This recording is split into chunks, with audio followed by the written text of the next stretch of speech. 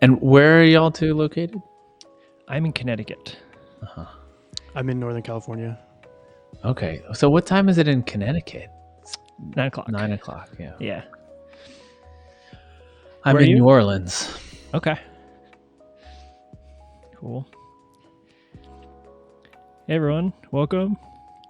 If you click on the little in the there's like a little stream preview in the corner of your window, and there's like a chat. Oh, did you get the chat popped out too, so you can see the chat? In the right hand side, if you click the little green arrow, Little green arrow. There and we then go. you change a tab over to Twitch chat, then you'll be able to see what's going on there. So I can send it to everybody. They won't be able to type because you're not logged. Login will open in a separate window. Yeah, don't do that. Unless you want to log into your Twitch. I don't have a Twitch account. Okay. Response 321. What's up, Paul? Hey, Paul. Ping-ponging across the... I have no name tag. Lightstream gets me more and more every week. He's the man with no name. More mad about Lightstream. Blame Figma. Let me bump it. No, it's not. Let me bump it 1 pixel and then click update. Is that really something about the functional high ground? Who knows? All right. 2 pixels update. And then I'm just going to forget about it. They'll add it in post, right? Sure. Hey, what's up, Thomas?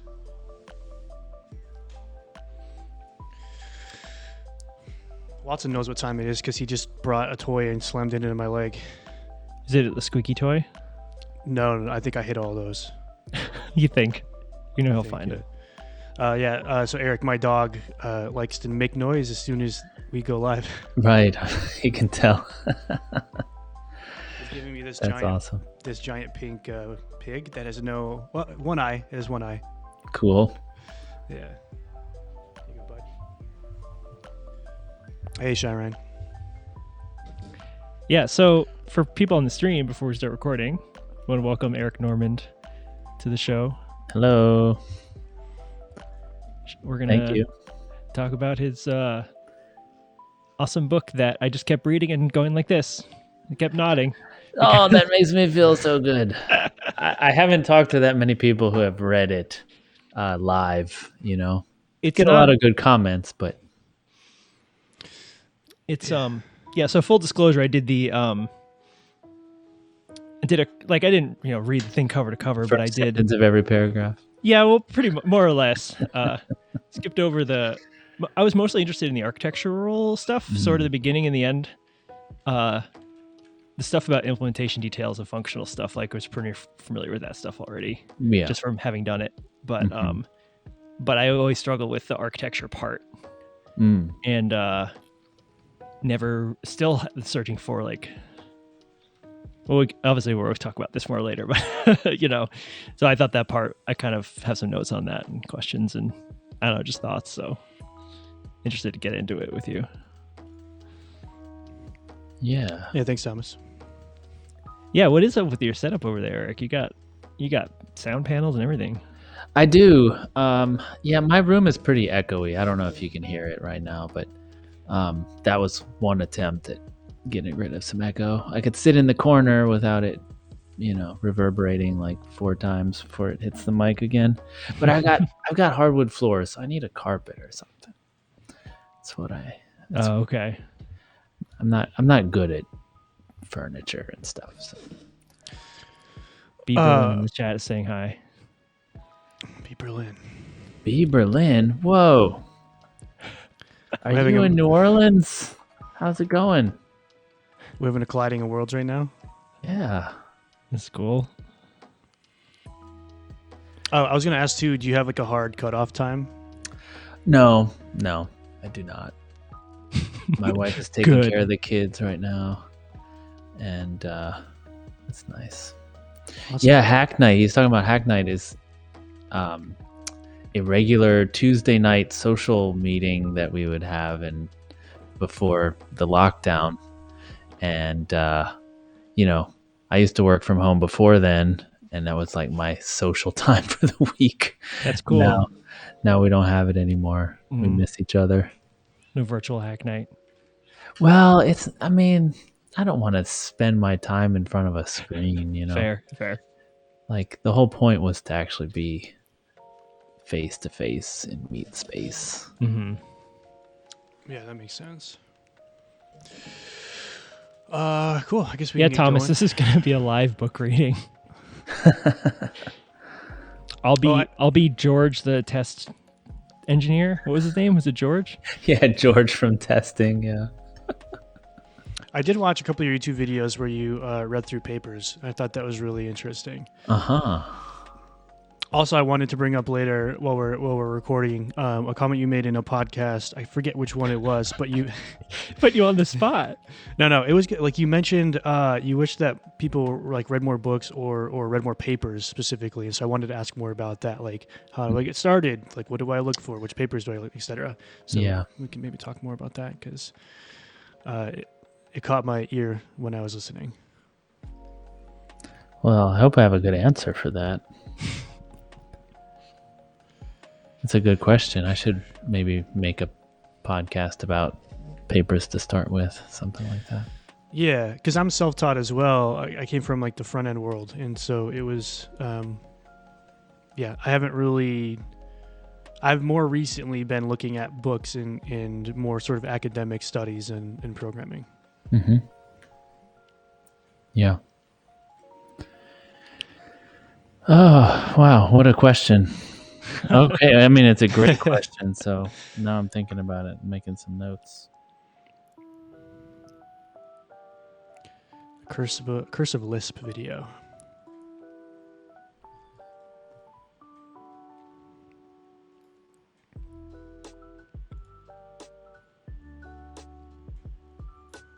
My only Lisp experience is like configuring Emacs.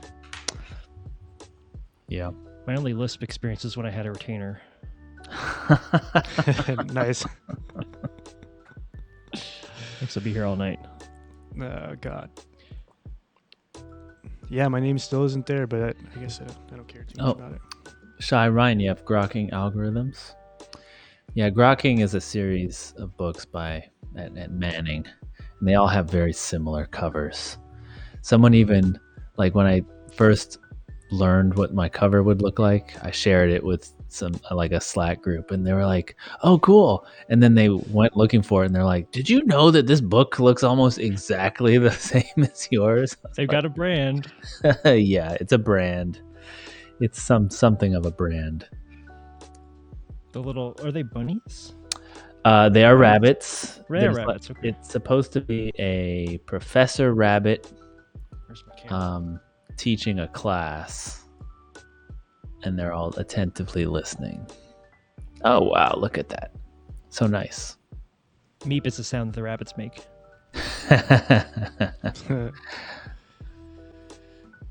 It is still in Meep, but they're working hard on it. I'm also kind of curious about the book writing process too, because like, yeah, we could talk. Maybe about we could get into that too, just because something different and cool, and probably a ton of work, I imagine. Yeah, for sure. It's probably the biggest thing I've ever done. Yeah, I can imagine.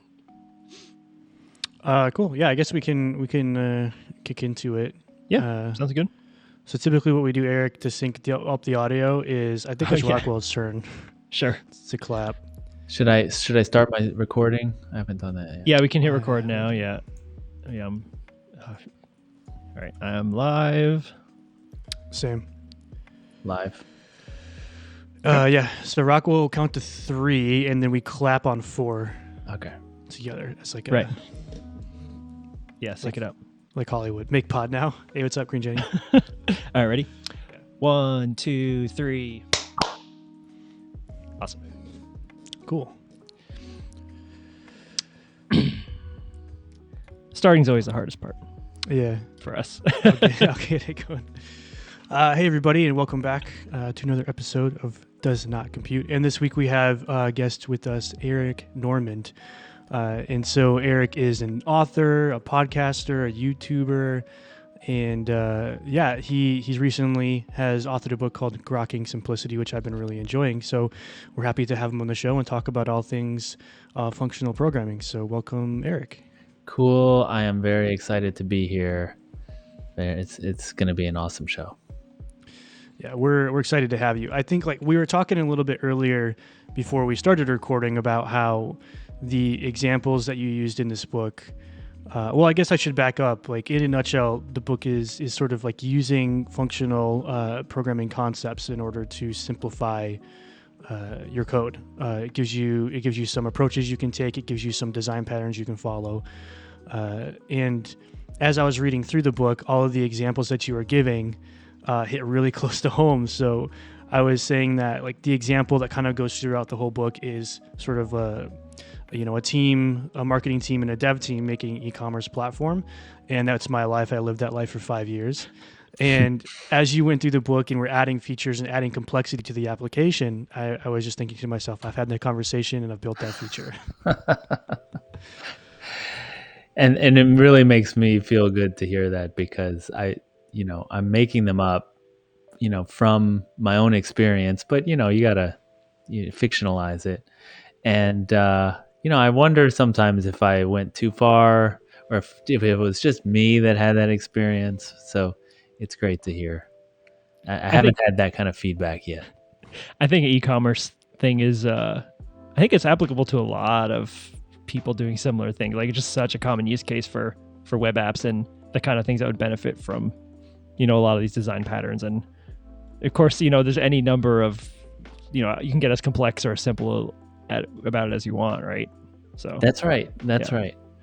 And I mean, I was surprised that I was able to maintain the same like scenario throughout the whole book. I thought, okay, maybe I'll have to change after a couple chapters because it'll be too, we will have exhausted like how unfunctional this code is. But no, I just kept tacking on. Oh yeah, now marketing's doing coupons, and I could find something about e-commerce that would work. Yeah. So, Rockwell, like the whole time I was working at that other job, Rockwell, it was a very small team. It was me and maybe one or two other devs at a time. And so Rockwell was sort of my rubber duck for most of it. And so, in explaining like building a coupon system, because the e-commerce system that we built was from scratch. It was sort of tailored to a specific industry. Okay. And so a lot of like the business stuff on the back end was sort of specific to that industry. And so like building a couponing system, I think one of the examples you had was, the marketing or whatever team needs to be able to edit the individual price on a line item for like a specific order. And I was like, yeah, I built that. Yeah.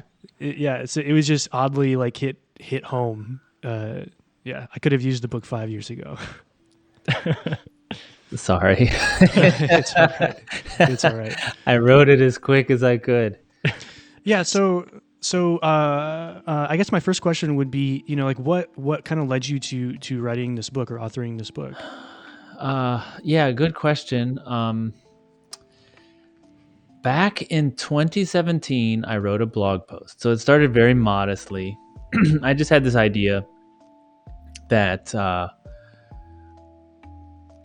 we didn't have a good idea of what functional programming was, especially like compared to different paradigms.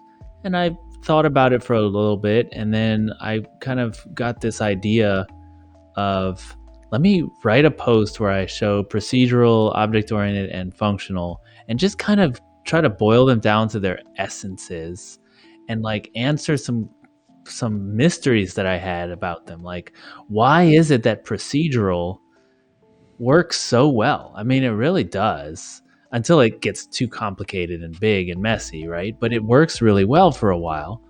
And what is it about functional that I really like? And so I wrote that post, and I thought, wow, I really found something. And it basically was like, procedural is basically saying you have a series of steps that you're going to perform, and some of those steps are going to be procedures that have their own steps right? And so you just break everything down, and you keep breaking it down in smaller and smaller steps, and you can kind of name groups of steps and call them procedures and stuff.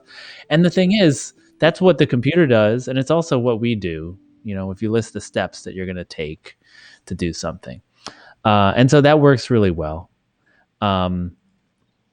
Then object-oriented was, you have these objects, and they communicate with messages, and the message gets interpreted by a method, right? It's something like that. It's like there's 3 principles in each one.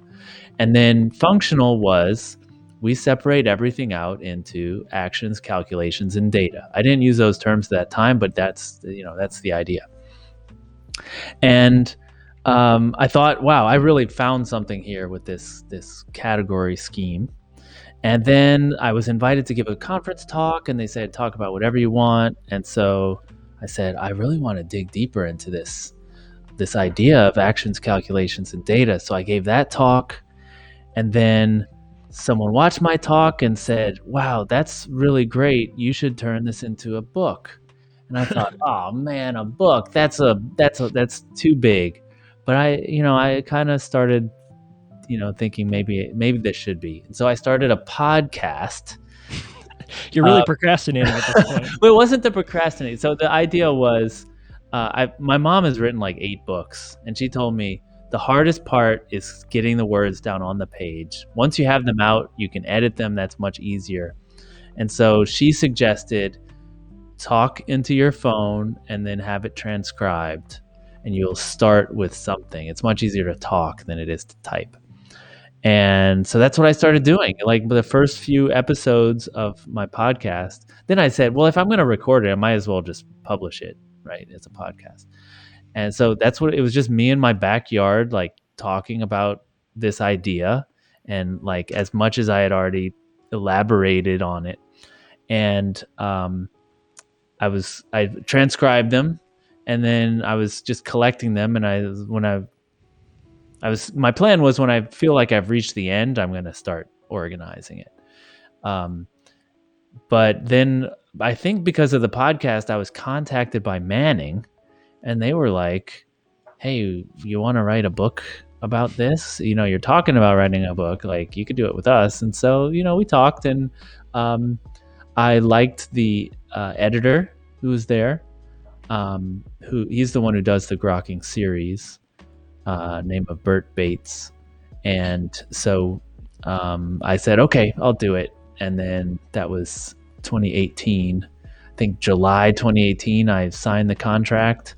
And I thought, I've written so much, I got so much material, in a few months, it'll be done. And I didn't calculate the quality that I would need. I was so used to just writing blog posts, and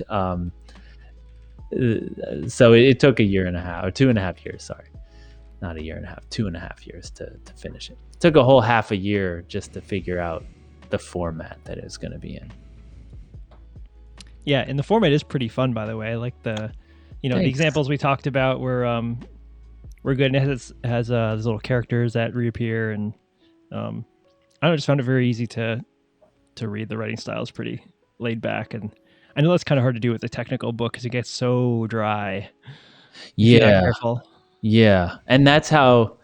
I mean, at least one of the early drafts before I figured out the format was. It was just like 3 chapters of, let's define complexity, and then 4 pages later it's like, okay, we've done complexity, now what? Like, just too much, too didactic. And I mean, to be honest, it was good for me because I felt like I really organized like this fundamental layer of my understanding about what's going on, but not fun to read. And no one cares, like the silly little distinctions you make between 2 words, and like why this one is, no one cares about that. Yeah. So I'm really interested in kind of following up on the categorization thing you mentioned, but also on this point too, talking about sort of the format of this book. I really appreciated it because there are a lot of sort of diagrams, and that's how my mind works, is just sort of visually. So even when I'm working, I have a split keyboard and I keep a notepad in the middle. I'm always drawing and sketching diagrams, and in my mind, when if I'm looking at a long like file full of code, a lot of times I actually just minimize all the functions in it, and it kind of like lets me zoom away from the details and stuff. Sure. And so the concept that you talked about in the book of I think they're call graphs, like I do that. I didn't really know what they were called, but I do that a lot myself. Awesome. Just trying to help myself piece things together. So I appreciated that. But yeah, I found like the way you approached it sort of like really easy for me to like skim quickly and pull things out of really quickly. Nice. I mean, that's those. So there's two like big kinds of diagrams I have in there. Like the ones that I use over and over. There's the call graphs, and there's the timeline diagrams. Have you gotten to that in like chapter, I don't know, 15 or so, 16 maybe? Yeah, it's probably 15.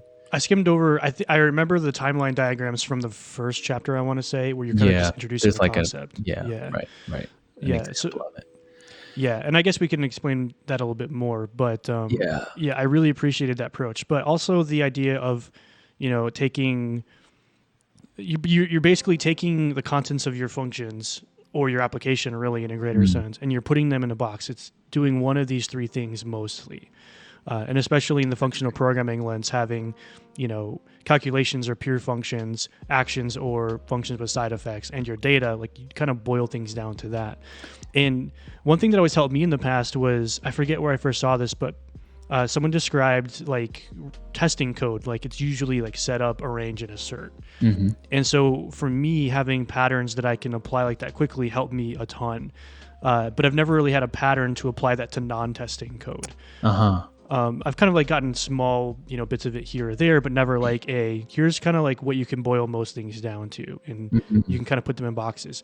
So in my mind, when I'm looking at code, it's almost like the mini map in VS Code or something, where it's like zoomed out and you see blocks almost. Yeah. I feel like that's how the shape of it. Yeah, that's kind of how my brain works. So maybe I should be a designer, not a programmer, but I think putting things into boxes like that is really helpful for me personally. So that was probably what caught me first when I started reading the book, was you're like, okay, well, your program's probably doing one of these three things. And then you walk through a number of examples of like, here's how you can identify which is which. So I really appreciated that approach. But maybe do you want to expound a little bit more on like the ACD stuff, or like actions, calculations, and data, and how that came about, and et cetera? Sure. So, maybe define them for people who. Sorry. I can go into it. So actions, calculations, and data are the three types of code you'll find in a functional program, and this is sort of the fundamental distinction that functional programmers make when they're reading code or writing code, and okay, I'll explain what they are.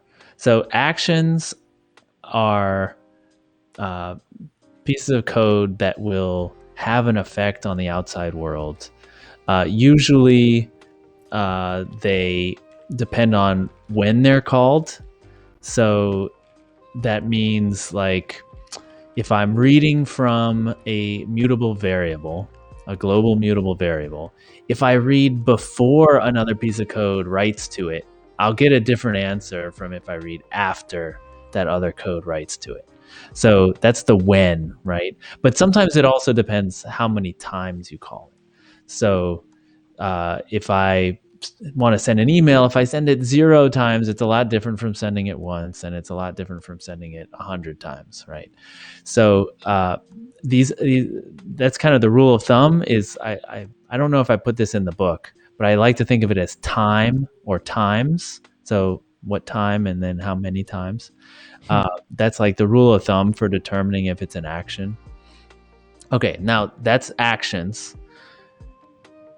There's calculations, which are, like Sean said, they're pure functions. So these are computations from inputs to outputs.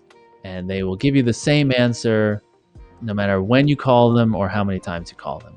As long as you pass in the same arguments, you'll get the same answer. So these are totally timeless. It doesn't matter when you call them. And the nice thing about calculations is that they're very easy to reason about. They're easy to test. If you're running tests, they're usually running on maybe even like you're on your development machine or on a test server, a build server, or something like that. So they're not even in the same environment, right? They're not on the same machine as the production code is going to run. And then you're going to want to run them like thousands of times, right? How many times do you run your tests? Like all the time. Mm-hmm. So they need to work the same every time, right? And then there's data, which is all the stuff that doesn't actually run. I call it inert. It's like strings and numbers and lists and arrays and stuff like that. And the cool thing about those is that they can't break. They just are what they are, and because they're inert, but they require interpretation. But you can interpret them in multiple ways, which is a cool thing. So all that is to say is that in functional programming, when we make this distinction between these three things, functional programmers prefer calculations and data because they are easier to work with. They're easier to test, easier to know if they're going to give you the right answer. But actions, we need them. You need to send that email, right? Like your software's purpose is to run these actions. But because they're so hard, the idea is like get as much as you can into the calculations so that we can pay more attention to when they run and how many times they run, which is the hard part. That's where all your bugs are, your bad bugs. The thing that comes to mind immediately is all of any code that I have that's time related, that's on a scheduling system, right?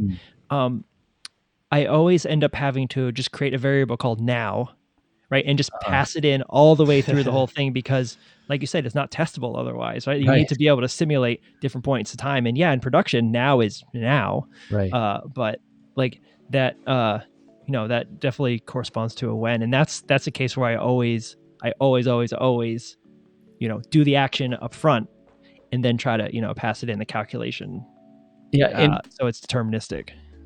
In Grokking Simplicity, I have a section where we generate emails to send to customers, right? And like the traditional procedural way is you have these customers and you like loop through them all and you like determine which email to send to them and you send it. Then you go to the next customer and you go to the next customer and you're just like sending emails or not. Some people won't get an email.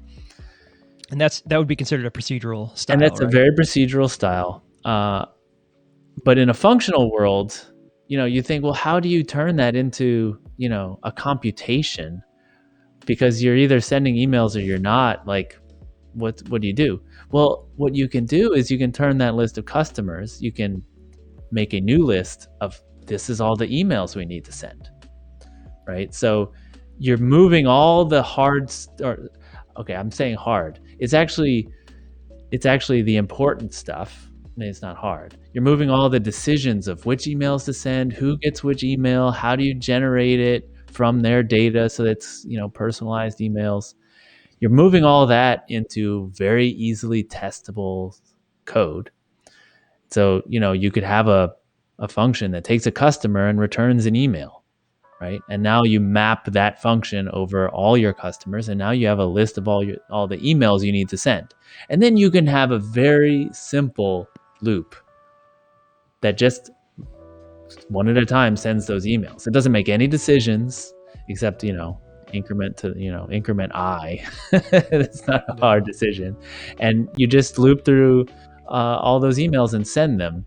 And so you've minimized the amount of code that has to go right. That's very hard to test. Right? Yeah, and one of the things that you mentioned, this really, really hit home for me, was near the end, you're talking about MVC and Active Record in Rails, right? And how Active Record, it's this whole magical black box, right? It's amazing what it can do, but how quickly that, like anytime we touch an Active Record object, it's an action. Like you're touching the database. There's some side effect. Like when you call like .count, who knows? Is it an array? Is it some reference? Like who knows what you're actually calling through all the duck typing? So, and like that's so easy for that to just creep into your code because that's just the quote unquote Rails way of doing things, right? Yeah. But and what happens, like you said, is in the book is that kind of pollutes everything above it. Everything that calls into it now is an action by like transitive property, right? You're called it. You might have something really, really simple, but if it calls an action, that thing's an action too because it depends on the outside world. Yeah, and that really, yeah. Sorry, go ahead. And well, I don't mean to interrupt, but that was when I was writing that chapter, and sometimes you write something that you maybe knew deep down, but like you never looked at it yourself, So I wrote that, and I was like, oh man, this is why. I hear so many people talk about, oh, let me just put another layer on top to like make this mutable thing like easier to work with, or like and like they think the more layers, like eventually it'll go away, right? Like eventually I won't have to think about that mutability, but it's impossible. Like it's always going to be down there, and the more you put on top of it, the harder it's going to be to use it. And so what you're referring to at the end of the book, we're talking about onion architecture and how it kind of reverses it. The only way to get rid of, you don't get rid of it, but the only way to really manage that mutable thing is to put it on the outside and have your functional stuff in the core, and then you have your database on the side, right? And you keep them separate so that you don't the typical web stack is you put the database at the bottom, and then you try to like layer and stuff on the top. And if you just put the database on the side and you just had your service is like a pure thing that accepts stuff from the database, it makes it a lot easier. So in Elixir, you can use the exclamation mark, the bang, for function names. You can put it at the end. I think you can put it anywhere. But I had this crazy idea, like, should all my functions that are actions just have a bang on the end? And that way, like, it really hits home that this is an external thing, because there's no real convention. There are some convention around what that means, but like, could you make up your own and like have that be a really big red signal if it became that too much of a problem? So I don't think it's a terrible idea. I think I've had that idea too. But I also feel like when you get to know a code base, you kind of know, like it does help to have all these signals, like conventions in your code to let you know, like this is an action. So don't call it like thinking that, like what you want is, I've got this thing that I think is a calculation, but then I look at the code and there's a bang inside there. Like, whoa, that's wrong. Like that can't happen. That's what you want, right? But I don't know. I find that I don't have that problem, but I think it's also the same kind of thing where like, if it doesn't feel like I need types, like I don't make those mistakes. Like thinking I have a string, but it's really a number or something like that. It feels like I don't, I wonder what my compiler thinks. Well, that's one thing I missed a lot going from writing Elixir full time to more writing JS full time, and now I'm in TypeScript land, so I kind of have some compiler errors, which is nice. But that was having Elixir sort of like tell me, "Hey, dummy, you did this thing wrong," or "This doesn't make sense." That was something that I missed. Yeah. Yeah. I mean, I used to work in Haskell, and when I was in Haskell, I missed Clojure. And then as soon as I started working in Clojure full time and wasn't doing Haskell anymore, I missed the types. I was like, oh, it would be really nice right here to know that I have the right type. But I don't know. You just learn. You just adapt. That's what I think. So we mentioned onion architecture a little bit, which is kind of towards the end of the book. But I also kind of wanted to ask you about stratified design. So I learned a lot about domain-driven design actually through Elixir and Phoenix, because I picked up Phoenix, and you had mentioned earlier that you are familiar with Elixir.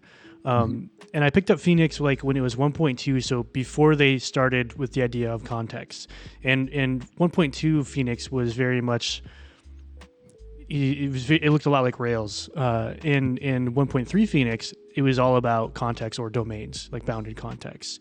And so when Phoenix made that change, they're like, hey, listen, this is what we're doing, and you have to learn about this. You have to think a little bit more now before you actually build your software. You have to plan it out. And that got me kind of like pushed me into the domain-driven design path. But I hadn't actually heard of stratified design before. So yeah, through the book, I skimmed it. I haven't internalized a lot of this stuff yet, but it seemed similar but a little bit different. Yeah, it's definitely different. So domain-driven design is kind of a way to model a domain, right? So it's like, let's go talk to stakeholders and domain experts and really try to figure out with their help how we can model this in software, right? Which is really great. I think it's a needed. We can talk more about this, about my opinions about the software design in the industry, but I this idea of let's actually try to take the domain and encode it into some software, like, to me that sounds great. And so they've got a bunch of concepts like you were talking about, bounded contexts and ubiquitous language and all these concepts that really help kind of navigate that process. Stratified design is something different. It's more about how you it's about layering your software so that into kind of discrete semantic layers, right? So like every layer you add is adding some level of meaning that you can now express. And the main layers that I talk about in the book are the language layer, the business layer, and then the interaction layer, like the application layer. I also like to, for myself, I didn't go into it too much in the book, but the business layer is actually 2 layers. It's the domain layer and then the business layer. But my editor was like, it's too, like, people aren't going to know the difference.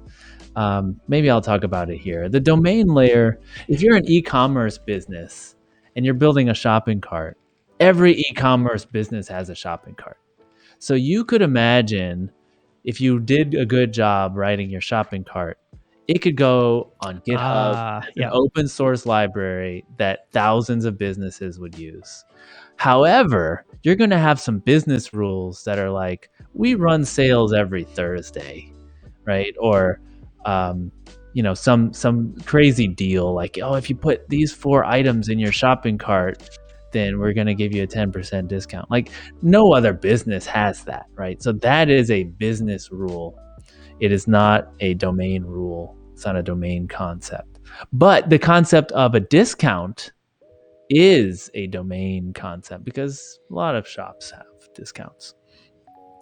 So the idea is that when you write software, you're trying to figure out at what layer of meaning, of generality, are you writing?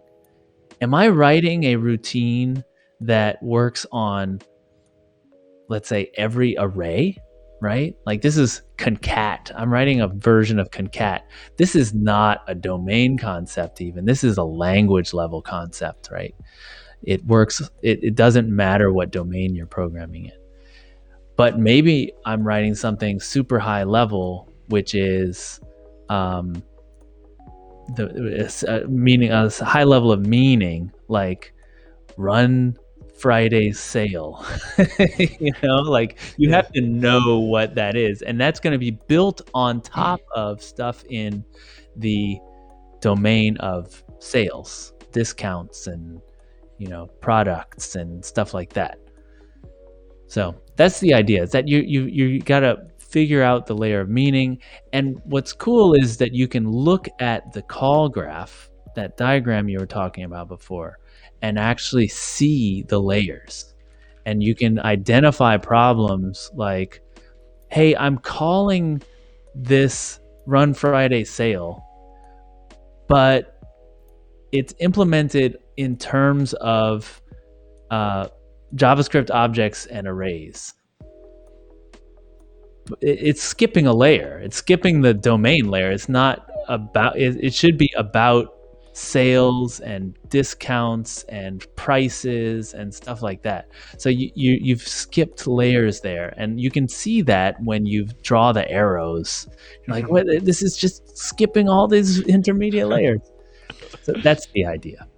Yeah, and so you were mentioning call graph diagrams as well, and as you were sort of outlining stratified design, you kind of outlined, all right, here's what we have. Here are our layers. If the business team now asks us to do this, where do you think, which layer should we implement this in? Which was really, really awesome. And the point that you're talking about, like if you're looking at something that's sort of on the business side and it's implemented in like language level primitives, we're skipping a step, right? But I think like with pattern one of stratified design being like straightforward implementation, the implementation, when you look at it, it's not going to be straightforward. You're going to have to read through it. You're going to have to parse it mentally to figure out kind of what's going on. Right. Whereas if you properly have it spread out in the proper layers, the implementation will probably be more straightforward. It's going to be more specific to the domain that the business needs to operate on top of. And so like Shy Ryan in the chat is saying that they've tried bounded context before and it always sort of went sideways. I kind of felt the same way. Like with Phoenix, like I'd get into context and I would hit this wall once things got sufficiently complex and I didn't know how to solve the problem. And I think this is sort of one of the things I was missing, because I was being introduced to this idea of the business domain and the language, and I was trying to separate my services based around that, but I wasn't separating them around technical complexity or even like their role in the layers, right? So like you're saying, when I said stratified design sounds similar but different to DDD, you were like, no, it's different because it's more focused on this other thing, and DDD is primarily focused on like these business concepts or language between teams. Right. I think it's one of the things that I have to preface this because I'm going to say some things that might trigger some people. Let's go. We're ready. Nothing like sex or violence or anything like that. But there's been a lot of flame wars over the years about these ideas. Okay, so I think object-oriented programming is really cool. It's got a cool way of breaking the world down, breaking the model down into objects and putting an interface around those so that you have a cool API to access that state and stuff. It's a cool model. But I think that in the practice, what people do is they try to make stuff that's too big. So they'll look at something like a person and they're like, well, that obviously is a class because it's a noun. So we're going to make a class. And then all the stuff that has to do with people, we're going to put it as either fields or methods on the person class, right? And so then you look at those methods and they're these giant, they get bigger and bigger over time, and they're skipping layers. There's no other concepts in there. It's just about, it's just for loops and directly accessing the database and everything. And what stratified design is trying to say is that person might be easily implemented in terms of 5 lower level concepts. and you should just make 5 classes for those lower level concepts, and then the person is just a composition of those. Now that's in the object-oriented world. In the functional world, you have this function, and it's all complicated, and it's doing all this stuff, and it's, iterating through arrays and grabbing fields and stuff. Oh, really? Like, maybe you shouldn't be doing that. You should have a function called, search by name, right? And instead of doing the loop in that function, you have a lower level concept that can do that work for you. And then once you implement it, it's like, oh, it's just these 3 things put together in the right way. So one of the things that I always struggle with when trying to build layers is, first of all, identifying them, which I think you did a pretty good job of covering in the book, but also just naming them. In functional languages, generally, you don't have big global namespace with all your functions in it, unless you're doing a GraphQL endpoint.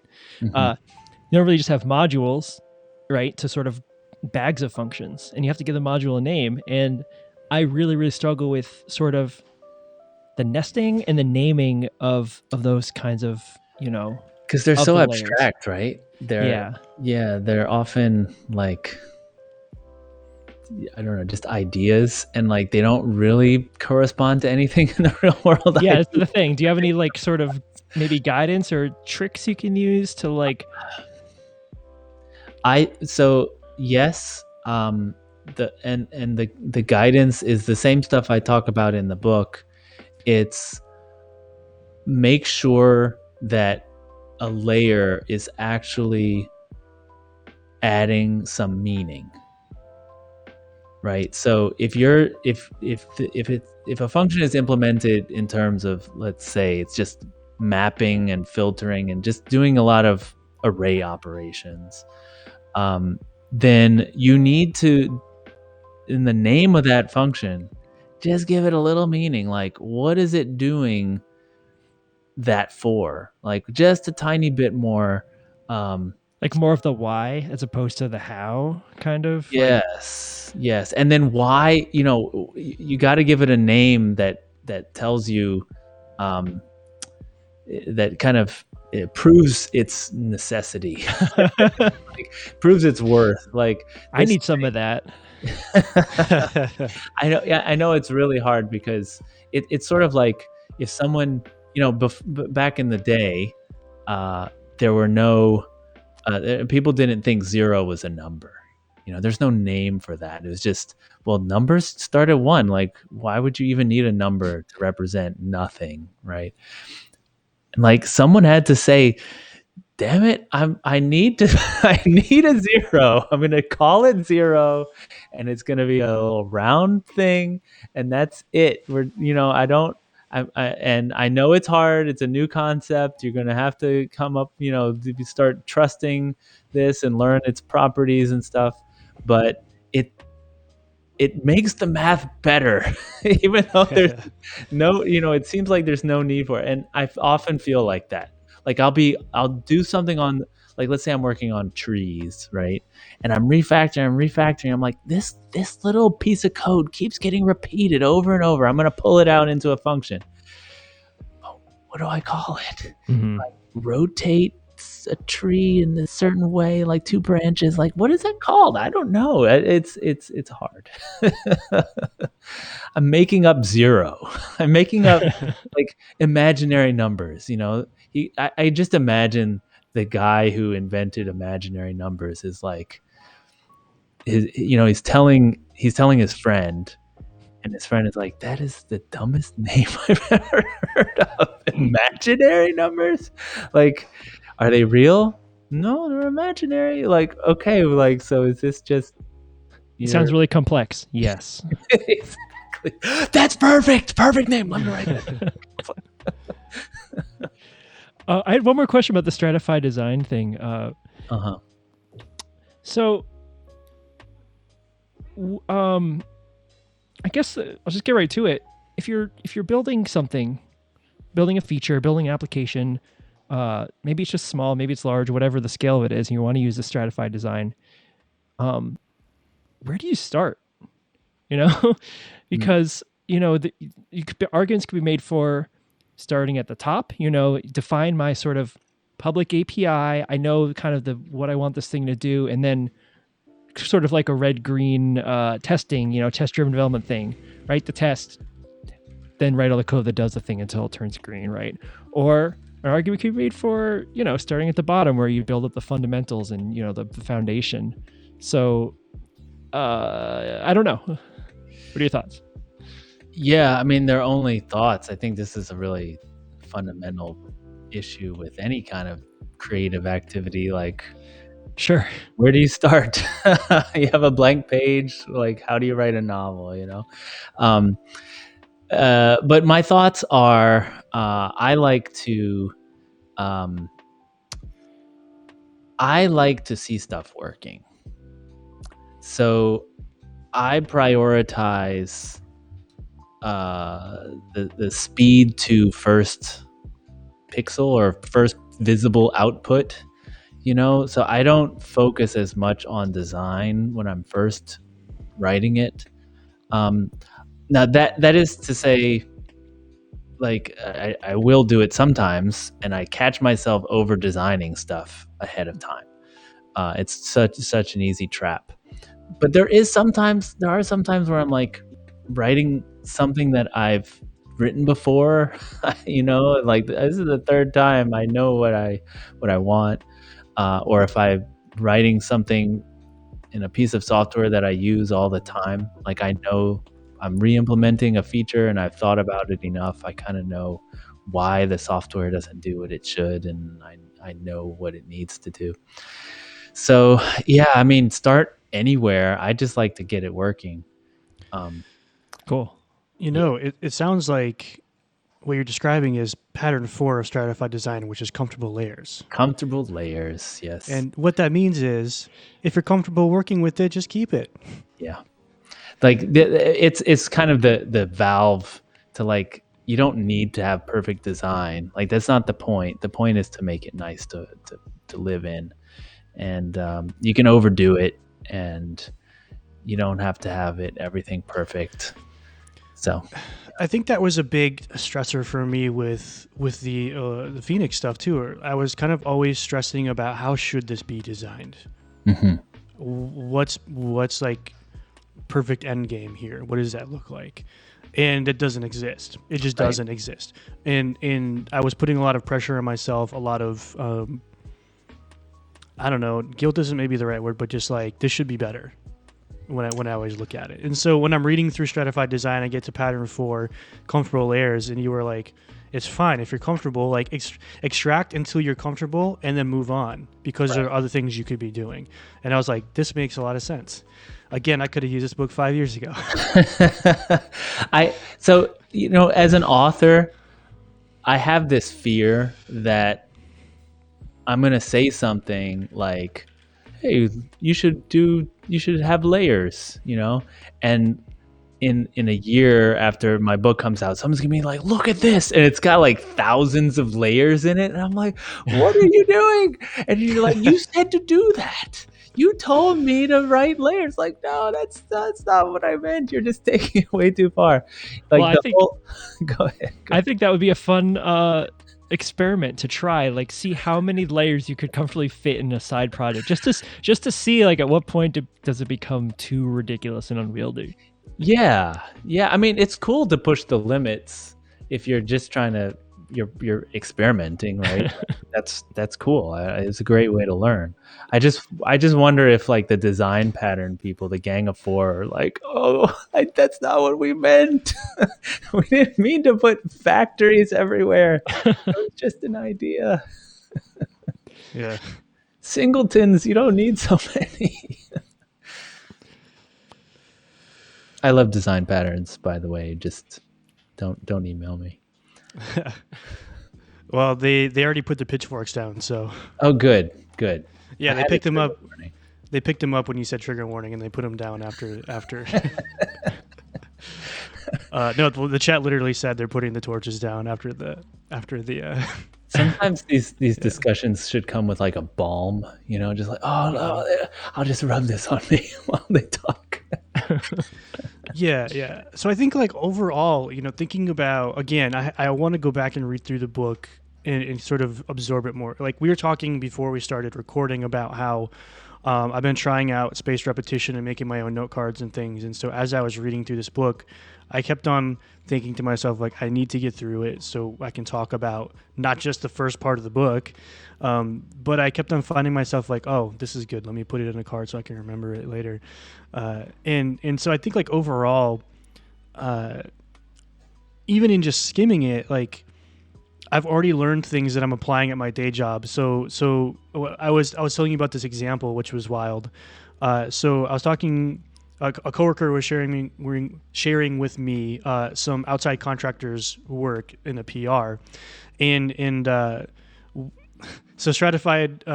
It's not which was it? I think it was part of Stratified Design. But anyway, you kind of like outlined some code smells, and one of the code smells was implicit argument in the function name. So essentially, you have like get name of thing, get price of thing, get status of thing, right? And so you might have like a bucket of functions that could be simplified to one. And so a coworker was showing me this code that exactly was that. It was like a 2,000 line add, and one of the files had 25 functions that could essentially be one function with like an object lookup. And so later that night I was reading, and you're like, here's a code, here's a fix. And I was like, oh man. So I sent it over to the coworker, and he was just laughing about it because it was so timely. That's cool. But on top of that too, like even in my code reviews today that I was working on, I was able to like call back to things I was reading about and try to apply them. And I'm applying them to React. Nice. Which is probably, maybe a different target than system design and things like that, but it's still like the principles were still the same. They still work. Sure. Yeah, for sure. Man, you've opened so many different threads in my mind.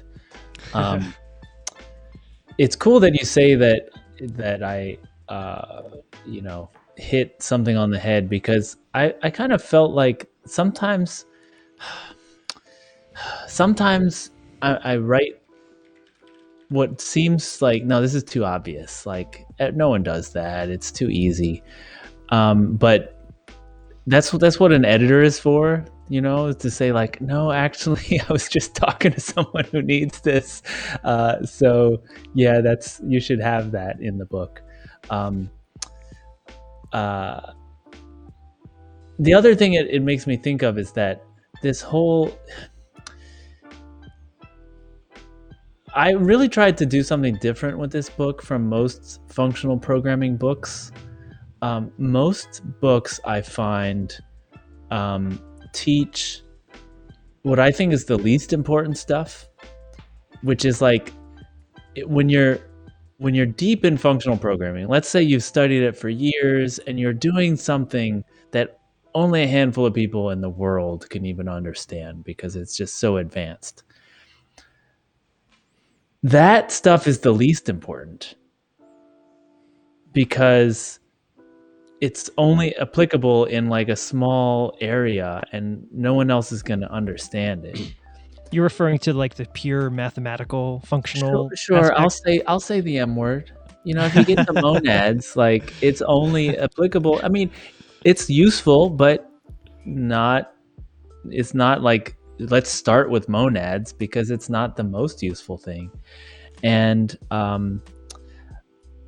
my approach was like, let's spend way more time. Like most books will say, they'll have a line or two about pure functions, right? They'll say, well, functional programmers like pure functions, and this is what it is. And now let's get to monads. Let's skip all that stuff and get as fast to monads as possible.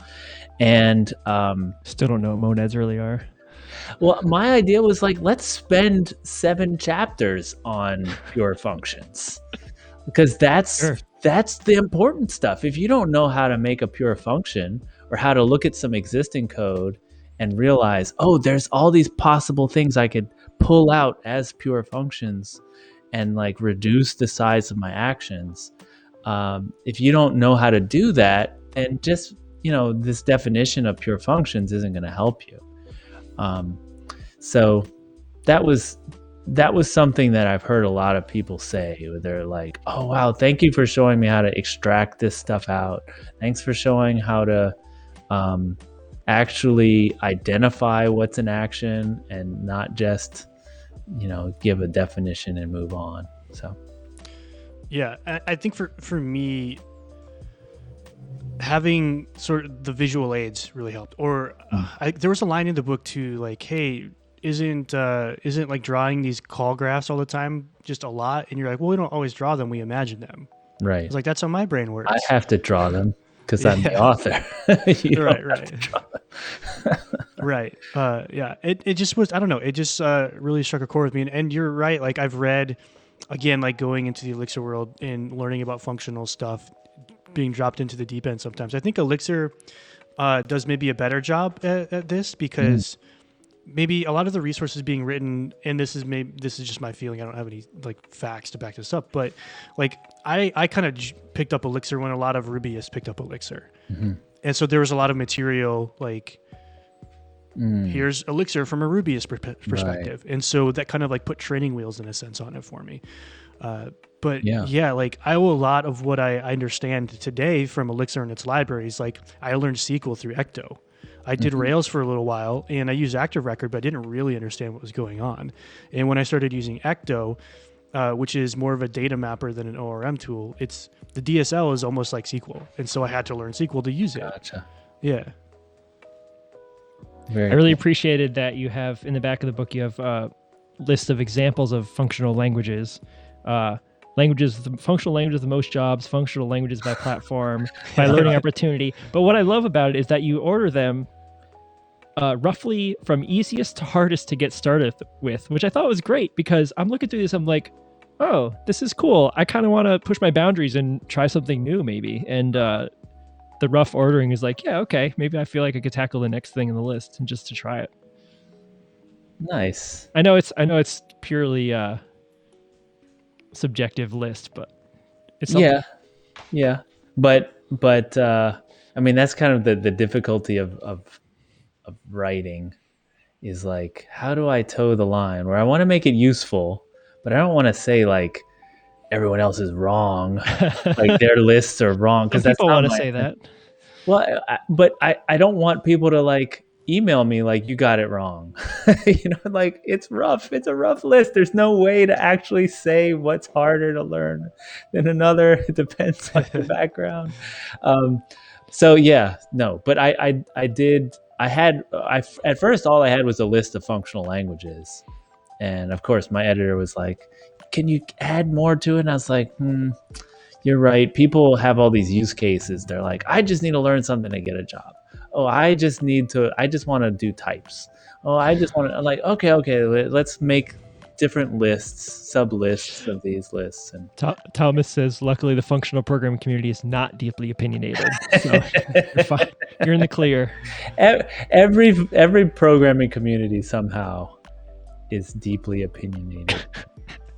I don't know why. Yes. It feels like religion sometimes. Yeah, the pitchforks have come back out. People had them at the ready.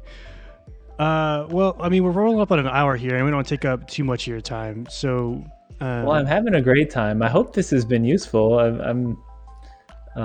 It's covering ground that I haven't covered in other discussions. So that's really what I wanted to get to, because I listened to some of the other podcasts that you were on, and I didn't want to do that again. And I think ours was a little bit different, like with us coming from Elixir and different places, like not only JS. I enjoyed the JS discussions because I am now writing TypeScript full time, as I mentioned. But we bash on JavaScript all day anyway, so it hurts my feelings. Low-hanging fruit. Well, just to let the audience know, the book is Grokking Simplicity. I got to say the name. Sure.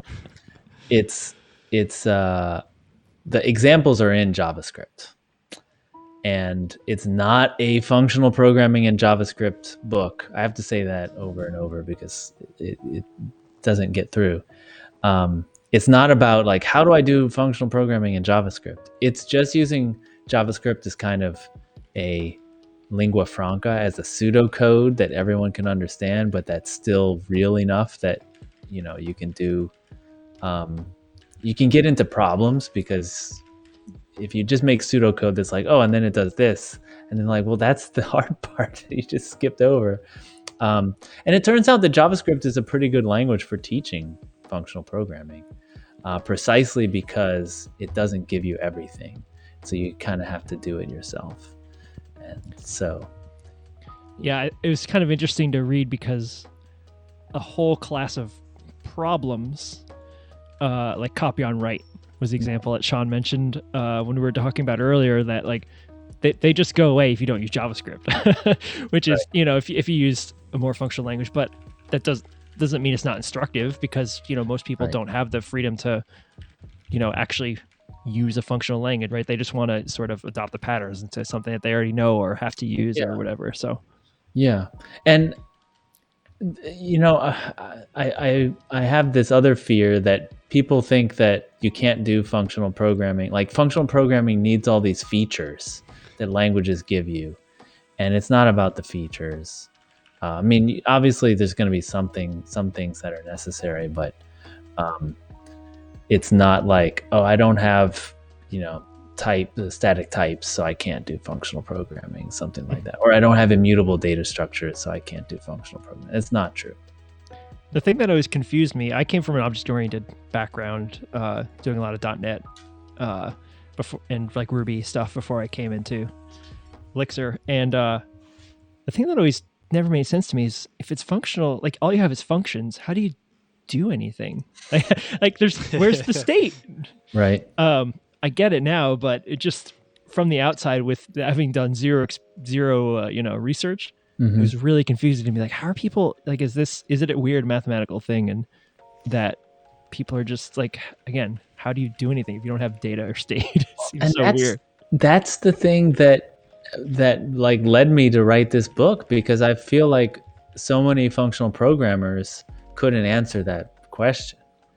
You know, like, if you look at what functional programmers actually do, they do have state. They do manage state. And they actually have a lot of great ways to do it that object-oriented programmers could learn from. And they were just missing it, because it didn't jive with their definition of functional programming, which is like no state, right? No side effects. And, you know, I've read so many books about functional programming that just do like lambda calculus gymnastics. I wanted something where it's like, no, we actually do manage state, and we do it pretty well, because we have separated the actions and the calculations and the data. And so we know that that state has to be well managed, and we've figured out that it's about the ordering, it's about the timing of what happens when and how many times it happens. And so we control those things. And those are the things that, you know, don't get controlled if you're just using a procedural or an object-oriented language. It's just like, oh, anybody can call this method and change this thing. Like, oh, you actually need to make sure, you know, put a Q in front of it, or you know, what have you, to make sure it works. Slap an ESLint rule on it. One of the things I liked about Python, I've just been starting to pick up Python, is that when you define, I guess they call them methods on classes, the first argument, it looks like just a plain old function, because the first argument is self. And so that, like, there's no implicit, I mean, you can have variables in scope in your module or whatever that are sort of implicitly passed in there. There's some implicitness there, but the self, it's in there. It's right in the argument to the function. So it's really clear, like, where your state is. Yeah. It's cool that it reveals itself like that. Like, it doesn't, like, you know, sometimes languages can feel like magic, because it's like, where does this come from? Like, what is this? Is it some magic thing the compiler writers know how to do and I don't? But yeah, in Python, it's right there. And if you want to write a class method, you just take the self out, and you just got a class method. I think that's right. Don't quote me on that. Still learning. So, I always really liked how Elixir encouraged, I forget what they call it now, but the subject is always the first argument, so you can pipe things through. Mm-hmm. And you kind of got to that in one of the examples. I think actually it was refactoring out the implicit argument in the function name, because one solution A was take that argument and make it the subject, make it the first argument, or like take it out of the name of the function and make it the first argument of that function instead. And the second way being, I think, like refactoring to callback, so you can pass in a function to deal with it if you need to. But that reminded me a lot of Elixir, because that's sort of a thing that Elixirists do, is they kind of keep the subject as the first argument, so they can keep piping things through a pipeline. Right. Yeah, I think that it all depends on your language. Like Haskellers are proud to say that they put their arguments in order of least likely to change to most likely to change, so that the ones that are the most likely are the last ones, because they have automatic currying in the language, and so you're more likely to curry the thing that doesn't change as much, right? So that makes sense in that language, the way the features are set up. But in something like Clojure, it's more like Elixir, where we're threading stuff through as kind of the first argument position. We want the thing that's more likely to be operated on as in the first position. And so that's how we arrange stuff, because we have the threading macro that will put the return value of one line into the next. It's the first argument of the next line. Mm-hmm. Yeah, that sounds exactly like Elixir's pipes. Yeah. And we also have one that's thread last. It does the last one. Huh. Yeah. And so then there's some functions that work really well for doing the last one, Yeah. That's cool. I didn't know that. I've never really looked at it. I looked at Clojure's website like a couple times. But that's about my experience with Clojure this far. Yeah, that's cool. I actually, I've played a little bit with Elixir, and I've read the book. Is it Elixir in Action? It's a really good book, and I really like the concurrency model. Is that it? Yeah, Sasha Urich, I think. Yep. It's that was a good book. And then I have some friends here in New Orleans. I run a conference that was the Big Elixir. Oh, no way. Yeah. Oh, yeah, we know friends. Brian. Yeah, Brian and Joe, and yeah. That's cool. So I went to the conference. I was very impressed. It's a good crowd. Yeah. Well, so we'll bring the show down a little bit, but a little teaser for the people that just listen to the podcast. We usually have a bit of an after show on Twitch where the hot takes come out without any risk of pitchforks being raised up. I can take my Kevlar jacket off now. That's right. But just to wrap things up a little bit, I wanted to ask you if there's anything you wanted to shout out. Obviously the book Grokking Simplicity on Manning, but also like you mentioned, you have a podcast, you have a YouTube, you do speaking as well. So I wanted to give you a chance to just kind of chat a little bit about that and let people know where they can find you. Yeah. So I've got my personal opinion pieces and stuff on programming and functional programming. It's lispcast.com. If you add a /podcast, you'll get to my podcast. That podcast was, like I said, it started with me just talking about these ideas that I would put in my book, let me hash them out. It was very raw and just whatever I was thinking about, and very opinionated. And I started recently doing stuff where I read a paper and I put some excerpts in and I comment on them. So people have been liking those two. There are a lot of prep, so I can't do them as often as I like because I have to read the paper a few times and do some background research and stuff. But anyway, if you're into that, look for that. I also teach Clojure at purelyfunctional.tv. So if you're into closure, and you like video courses, you can look there. And then my book, Grokking Simplicity, you can get it at Manning. Soon to be on Amazon. It's functional programming and language agnostic. And I think we have some promo stuff, Sean, right? Yeah. So I'll make sure to put all the link in the show notes, and we'll also put a link as well that gives you a promo code for the book on Manning. Sweet. Cool. Now the book is still in MEEP. I forget what that stands for. Manning Early Access Program. Okay.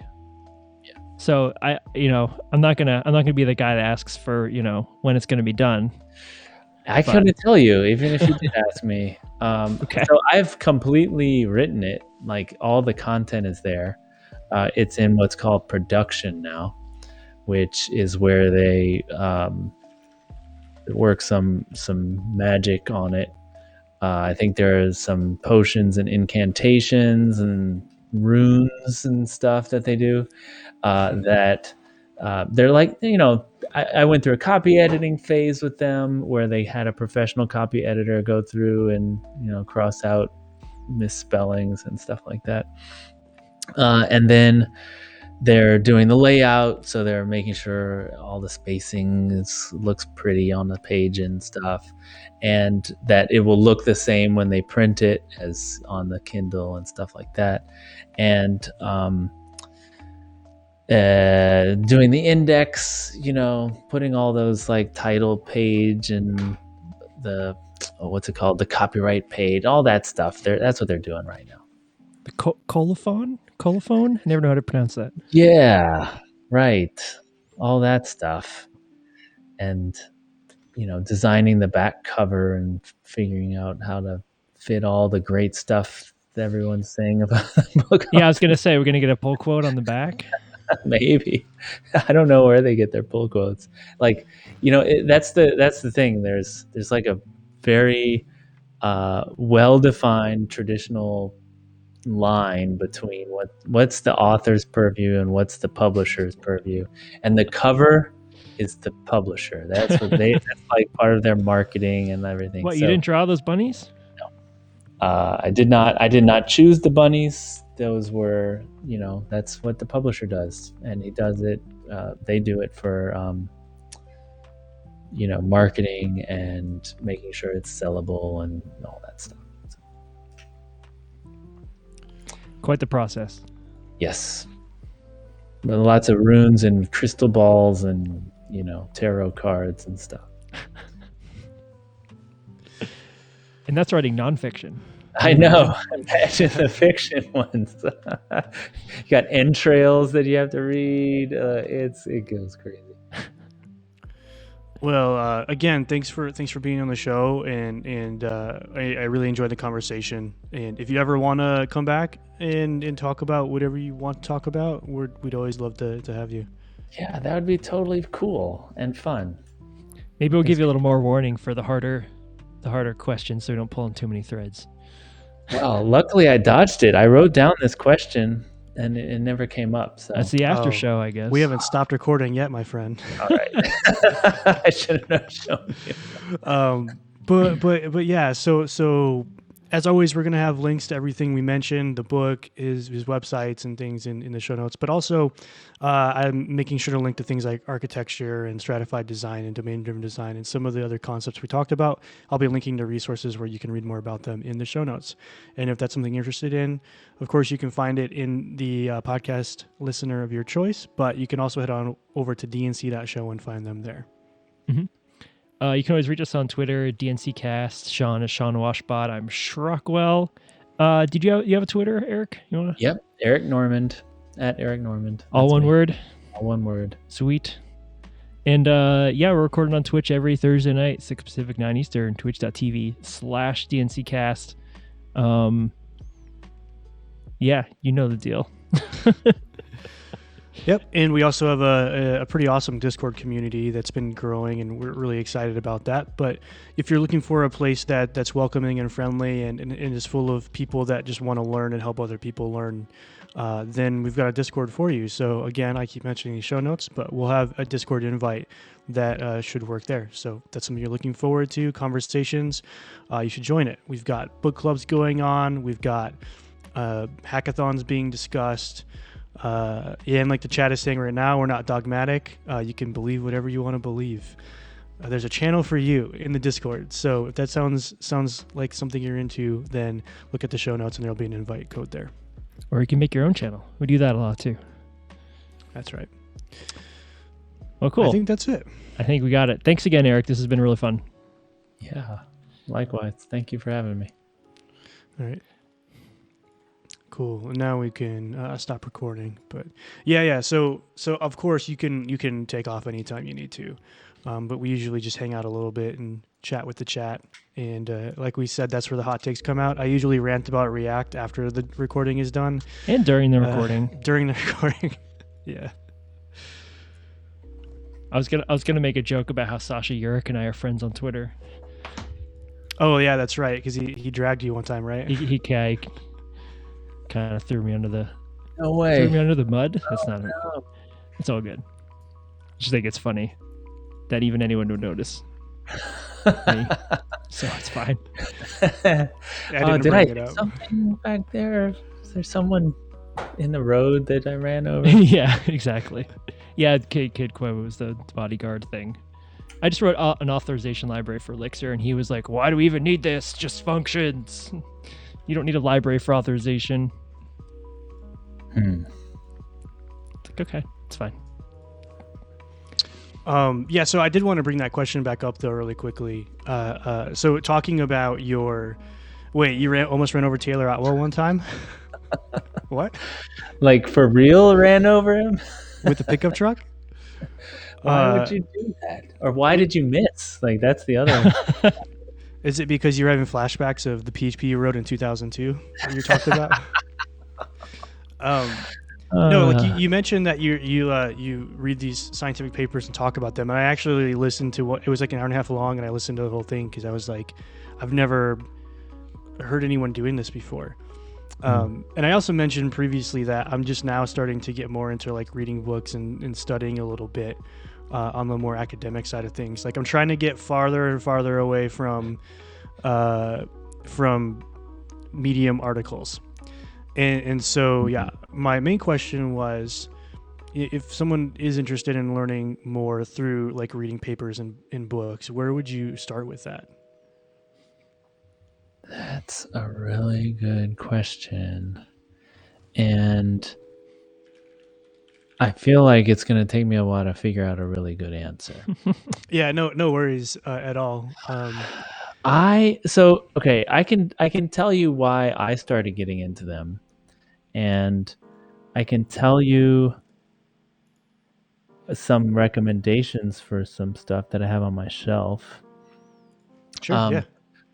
So I started getting into Alan Kay. That's where it really started. Where I was listening to his OOPSLOT talk from 1997 called "The Computer Revolution Hasn't Happened Yet," and this is 1997. It was probably like 2007 when I first watched it, and he basically dissed the whole state of the industry and also Smalltalk. You know, if you listen closely, he's like, and Smalltalk was just a thing we did that we were ready to throw away and do a new version. Not next. Yeah, what's next? But they decided that it was good enough to like show the world, and so they spent some time polishing it up and getting it ready, and then it kind of made object-oriented happen all over. And so anyway, he really opened my mind to how bad programming is, and that that in a lot of ways it's worse than it was, and that really got me interested. That started my curiosity of like, wow, who is this guy? How did he do everything? Like the whole modern computing world is based on his ideas. The GUI, the mouse, he didn't come up with the mouse, but he made the mouse practical by having buttons and GUIs and icons and stuff. Object-oriented programming. He invented fonts. Like that was him. WYSIWYG. Like it's like all this stuff that we take for granted these days.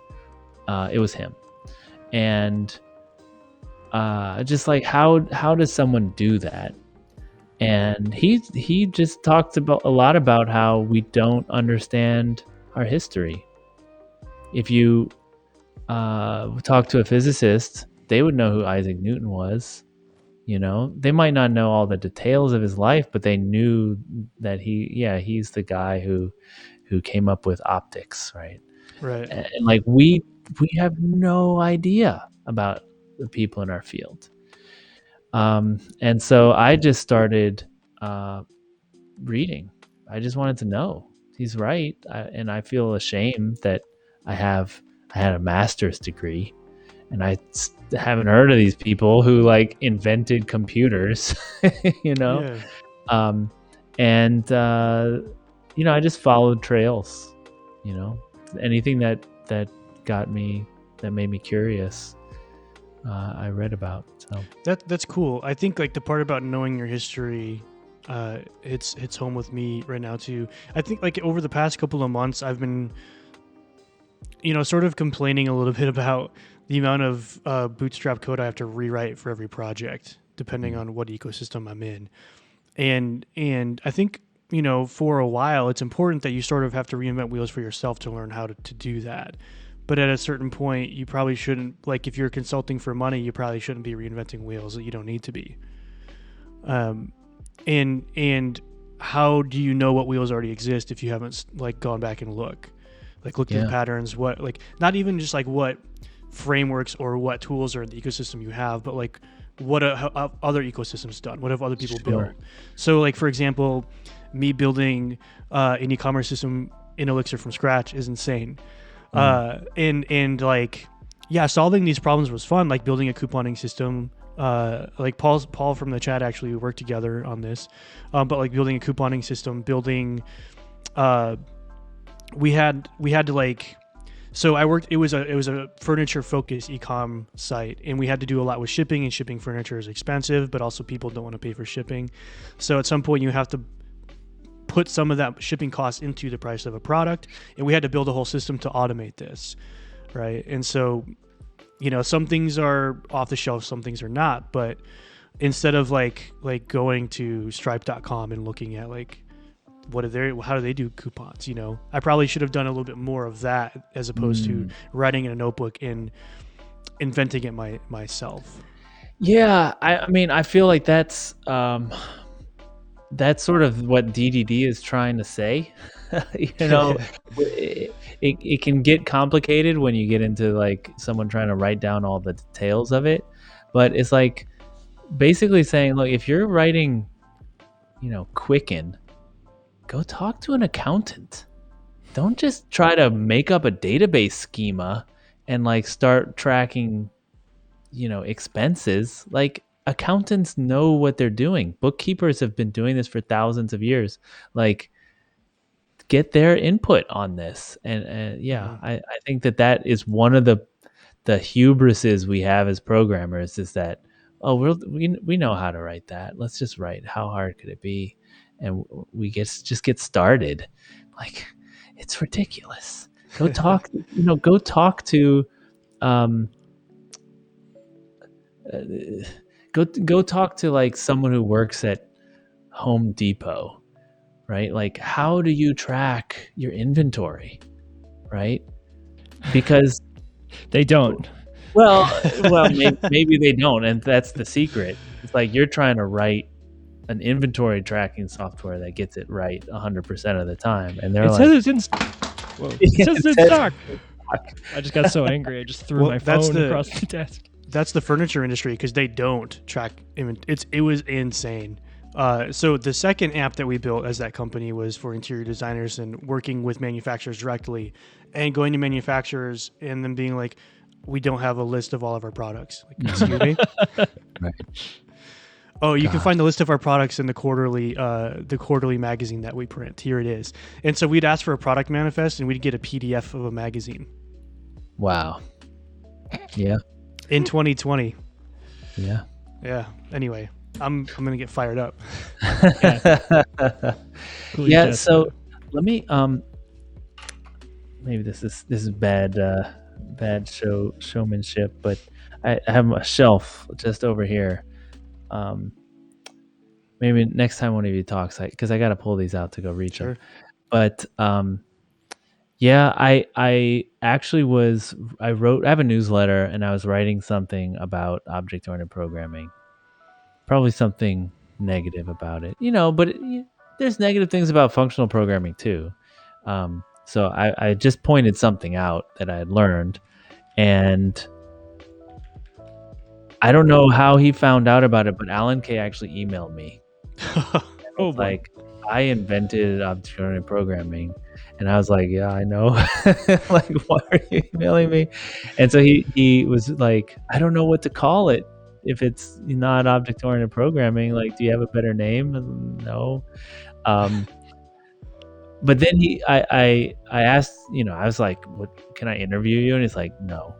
But then he emailed me back, and he was like, but look, I have an idea.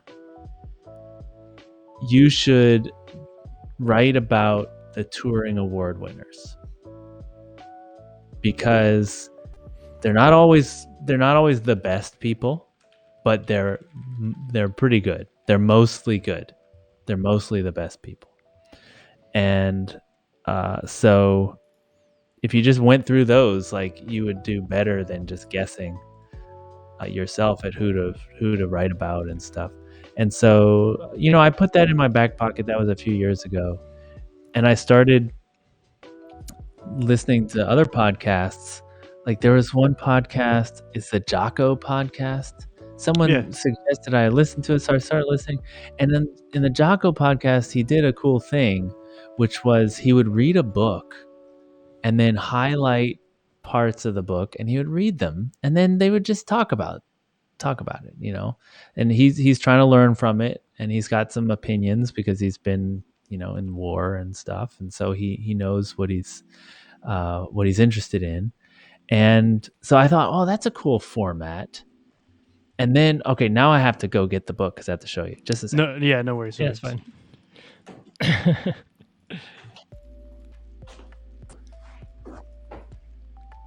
I found this book. Someone recommended it to me. This is called The Annotated Turing, and it's a paper written by Alan Turing, where he introduces the what is later called the Turing machine. Mm-hmm. But Which I was thinking about that when you were talking about functions or calculations and data. I'm like, they are the same technically. Well, yes, except yeah, right. I mean, I don't need to derail you, but I just we that's the missing third part of the book that never got written. But if you look at this on the video, you can see there's like a highlighted section. That's actually a quote from the paper. So and everything around it is just a discussion. It's it's this author's annotations, Charles Petzold's annotation. He also wrote a book called Code that was it's like a New York Times bestseller. But like, look how much he's writing about the few lines of text, right? That's great. Yeah, and it makes it really readable. I would not have been able to digest this paper without all this. I think we did that. They did that for like Shakespeare or something we had to read in school once, or it was 2 columns, and they just they have all the explanations because sometimes it's hard to like know what's going on. For sure. And it has like details about his life and what was going on in mathematics at the time, and So I thought this works for papers where he goes through line by line. So he literally has a copy of the whole paper chopped up in this book. I don't do every line. I try to find like the interesting nuggets or something that I might have something to say about. Because it's, you know, it's already a podcast. It's long. But I that all these things like together, I was like, okay, people aren't going to read these papers. Maybe they'll listen on a podcast. And other people seem to be doing it, and it's working. So there you go. That's cool. Yeah, that's pretty much the line I think that you mentioned in the other podcast that got my attention. I was like, yeah, he's right, because I have some books, you know, just like topical things like Sequel from Your Mortals and Programming Elixir and stuff like that. But I've never like gone back and read like Clean Code or refactoring whatever, I forget the title of it, you know. Classics, yeah. Yeah, the classics. And I don't know, to some extent I kind of like, you mentioned them to some people and like eyes roll, and you know, it's like, oh, okay. Now it's sort of like talking for the sake of talking, I guess. But I don't know, I think there is something to that history in studying the history. Oh yeah. And another thing I find is like a lot of people are getting their information from the Medium post, right? And then the person who wrote it, like maybe it's a third generation blog post where it's three hops away from someone who's actually read the source material. And so it's changed a lot. There's a game of telephone going on. People are just describing what and they might have a really good intuition about it, but they're just describing how they use the word and their friends use the word, but not going back to the source material of the person who actually defined the word. And I find that once I read the original, I'm like, y'all don't know what you're talking about. Do you understand, like, the person would define this term for a purpose, and like it fit into this whole system, and you're just saying anytime you want to change code, you're calling it refactoring. But if you actually go and read the book, refactoring is not just let me play in the code and clean it up. No, there's like actual recipes for extracting functions and combining functions and stuff. Yeah, it's Control T. In IntelliJ. I'm just okay. You hit Control. I forget what I think it's Control T. You hit a thing, and then it just gives you a whole list of things to refactor controls. Yeah. So what's interesting about that, like refactoring isn't just changing code, and what's interesting to me, like you know, I always thought that that's what it was essentially, and then I start getting in more interviews. Like last year, I interviewed for a senior backend dev position, writing Go for a company, and I went like 5 interviews, and I'm talking to the VP of engineering, and it was clear to me, like when he said something, I was like, oh, he means something different. Like what his experiences are different than my experiences. And so like one of the things that we were talking about is like, well, let's say you inherit a system and the original authors of the system aren't around anymore, and you're asked to add a feature, like what do you do? You know? And he was looking for me to say, if there aren't tests, you don't. If there's no way to like, you know, verify that you haven't broken this thing, you don't add the feature. And so for example, I'd never really been in maintaining a legacy app position before. So I kind of like, I got around to that eventually, like, oh yeah, I should probably like, is this thing tested? And he's like, that's what I wanted to hear. And we got into that discussion, and it became clear to me, like the terms that he's using are very, like there's a smaller scope into what he means than when I say them. Words have meaning. Yeah. Words have meaning. And like all the ideas have origins. That's another humbling experience. Like someone invented like everything. Someone invented the tree, you know, someone invented the list. Someone hard won lessons there that we just get as a language feature these days. These things had to go through, you know, someone had to figure out how to write them, what's the interface that makes sense. argue with their friends about like whether they're too inefficient or if they're good enough, and how do you solve this one problem, like all that stuff. And And then of course you get the other problem, which is you read a paper from 50 years ago and they're using terms that you don't understand because they're talking about, magnetic drum memory, and you're like, what is that? Like, I just have DRAM. Like, I don't know what that is, but it was important back then. So I have another question. I have some around here, and I'm trying to like think about how to word it, but so we've been talking about like history is important, learning patterns are important, if unless it's like a learning experience, probably shouldn't be reinventing a bunch of wheels for things that people are paying you for.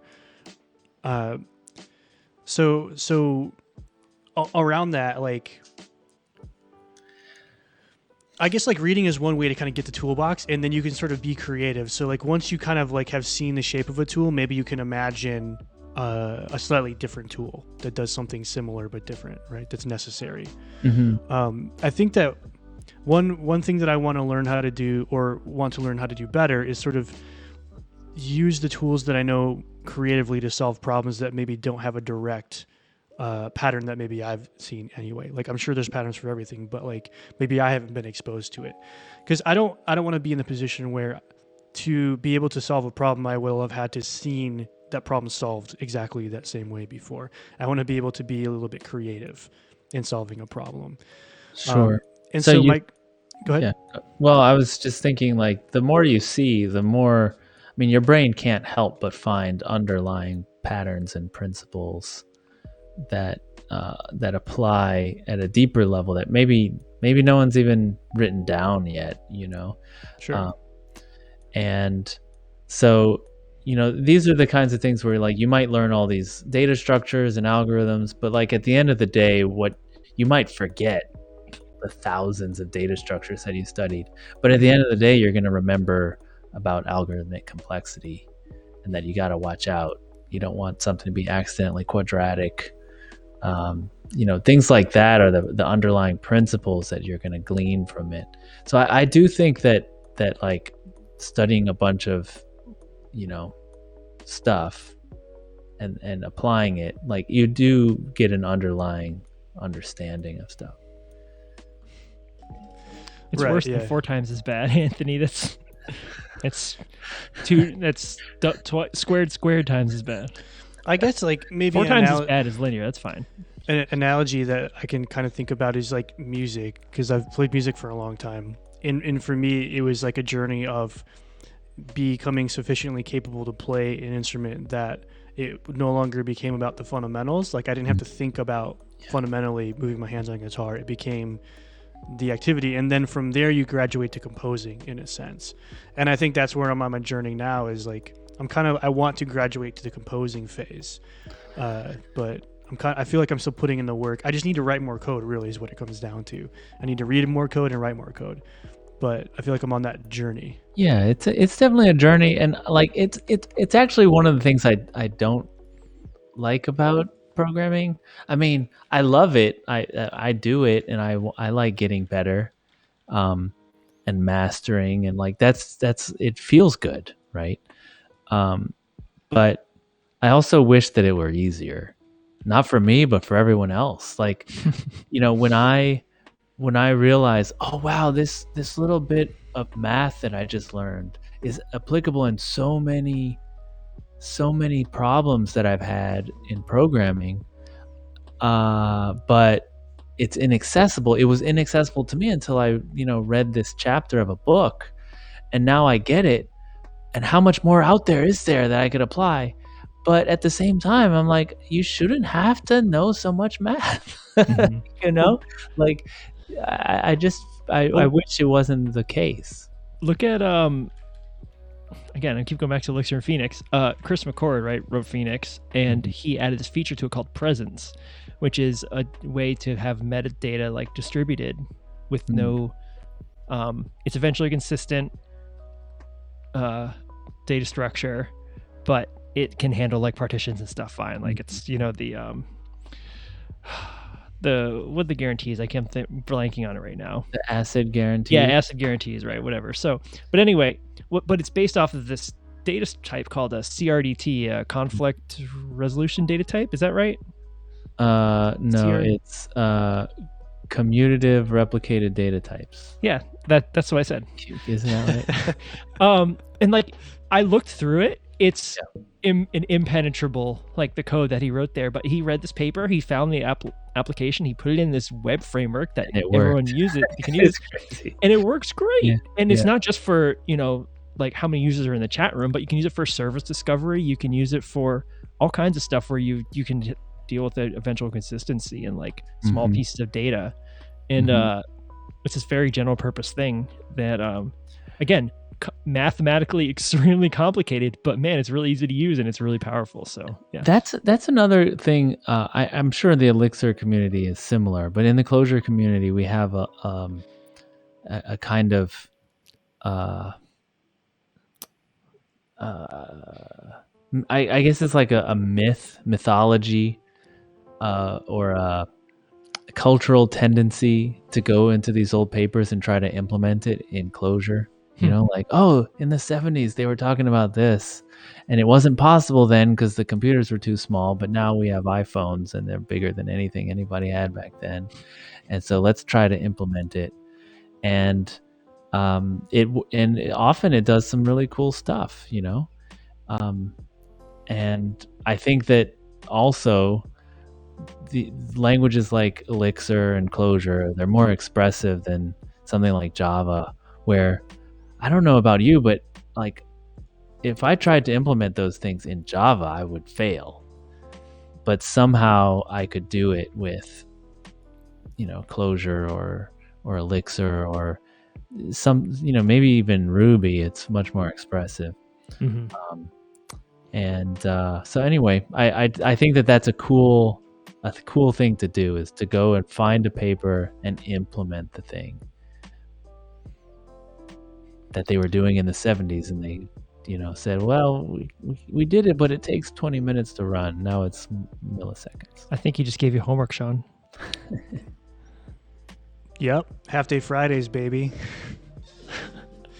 We're only working half days on Fridays at my company. Sweet. Yeah. That's Wrapped cool. is a good one. I bet there's some cool stuff out there. I also, like, this is the thing I do, like, I don't know if I even recommend it, but I was really into programming languages. I've just implemented a lot of little languages, compilers and stuff. And that gives you a real sense of like this, you do it in C, so you get a lot of control over the memories and stuff, following pointers, and it just gives you a real sense of what a language must be doing to work. So implementing stuff yourself, I think, is great. Yeah, like in the same interview where I was talking with the VP of engineering, I asked, like, if you were in my position, what would you do? And he was like, just build stuff. Just keep building stuff. Doesn't matter what it is. Doesn't matter if it sucks. Just build stuff. Yeah. And for me, like, I'm interested in the technical side of things, obviously. But for me, I think at the end of the day, I'm more motivated by having something that somebody uses. I think so. Tech to me is sort of like the means to an end on the other side. But I like to get into the weeds a little bit. Like Paul's saying, build. Paul, yeah. So this is, I don't know, it's all really interesting. I think for a long time, I've kind of been in the position where I was sort of just like at a plateau with what I've been building or working on, or the tools that I have. And I'm starting to break out of that, because I think like this notion of going back and looking at the Alan Kay stuff in the papers and reading those things, I think that's enough to like shake me out of the kind of plateau I feel like I'm at right now. And even, I mean, just to be honest, there's so many good talks out there. If you're, I love watching YouTube talks from conferences. The bigger the name, the better. Like, they've got a lot of great stuff to say. And so I do that when I'm not in the mood to read, because, reading's hard. Reading these old papers is really tough. Yeah, I bet. Yeah, Anthony, drop some stuff in the Discord. Love to check it out. Should we make a channel for just like recommended reading? Should that be a thing? That'd be cool, yeah. That'd be easy to just scroll back through and. I know we lost a bit of momentum on the Thinking in Systems, but that was a pretty solid book that we started. Yeah, we have a book club, kind of. Like, we lost momentum, but... Well, Thomas has been busy. Yeah, Thomas. Yeah, He's been running it. He's been busy. Yeah. I had to read Grokking Simplicity, so I stopped reading Systems. Excuses. It's excuses. You have 2 eyes? What? 2 eyes. I don't have 2 iPads, though. Yeah. I'm trying to think. It works though. No, that's it. Sorry, You just mentioned it. I just I'm trying. I think we got all the main questions that I had about the book. One of the things I really liked. Yeah, go ahead. Was in the onion pattern part. Mm-hmm. Trying to pull it up here. You said something, Sean, while you're pulling that up. You said you were talking about in reinventing the wheel. Alan Kay has a thing where he's like, we're not reinventing the wheel. Most people are reinventing the flat tire. That's what it feels like. Flat tire. Yeah, they're like reinventing something that's not even good. I think the canonical example of that would be authorization or authentication, rather. I was thinking, or maybe both. Encryption. Yeah, encryption too. Yeah. As long as I live, I never want to build another auth system from scratch. And there's no reason to most of the time, but just use device. Pitchforks came back out. This one that has the little slanted dash line. Uh-huh. I love the little slanty line. I just really like hit home the fact that like I'll just try to. This is a terrible way. Surely there's a better way to share my screen, but just again talking about the separation of the sort of outside world from your domain. Something about the line going like this just really like clicked. I don't know. It sounds so stupid, but because they're kind of normally on the same layer traditionally, but you kind of, I don't know, you're trying to split them up a little bit. I didn't have a point other than that. I just really like that. It's like that puzzle where it's like you have to draw 4 straight lines to connect all these dots, and the trick is you have to draw a line that goes like off up and over. Yeah. Instead of trying to stop it at the dots. Yeah, I think that's what it is. Like if you just drew it slanted, you could make the layers work. It's all about perspective, right? Exactly. Yeah. It's one of those tricks that my editor told me about is like put 2 pictures next to each other. Sure. Find the difference, right? Yeah, it's like draw it twice. Draw the thing you're comparing it to and then the thing you're trying to say. And then it makes sense. I like that. Yeah. He has all sorts of cool tricks like that. Sounds like you have a good experience with that relationship. For sure. It's we're friends now. Like we've spent so much time working on it together, and it's his fault that it took so long because he was making the book better. He didn't accept the first 3 drafts that I wrote of the first couple chapters, and he's like, "I don't get it. I don't think this is it." I'm like, okay, I'll go back and I'll write it again. Then I finally found it, and he's like, "Yes, this is good." And I was like, "Yeah, I can feel it. I know." It's funny. I one of the drafts was very narrative. I was trying to teach stuff in the fictional setting, right? And it was kind of working, but I think the density was too low. It's like you have to read a lot of like story before you get to a lesson, and are people really going to follow along? And I wasn't that good of a writer, so it's like, how long can you keep this up? And he told me, like, why don't you try putting a person, like a picture of a person with a talk bubble?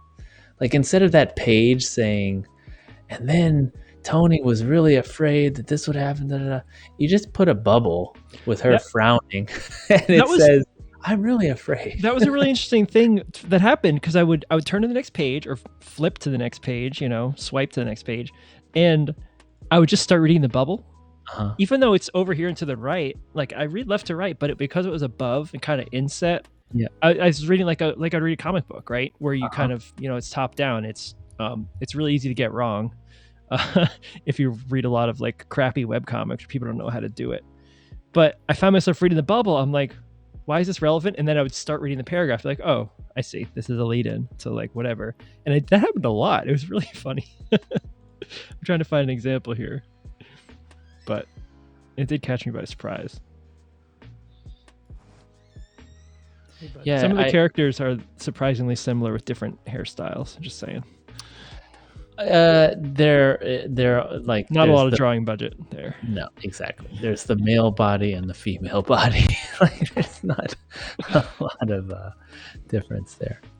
Different heads, same body. Smiling and frowning. Yeah. I'm just going down this wiki rabbit hole now.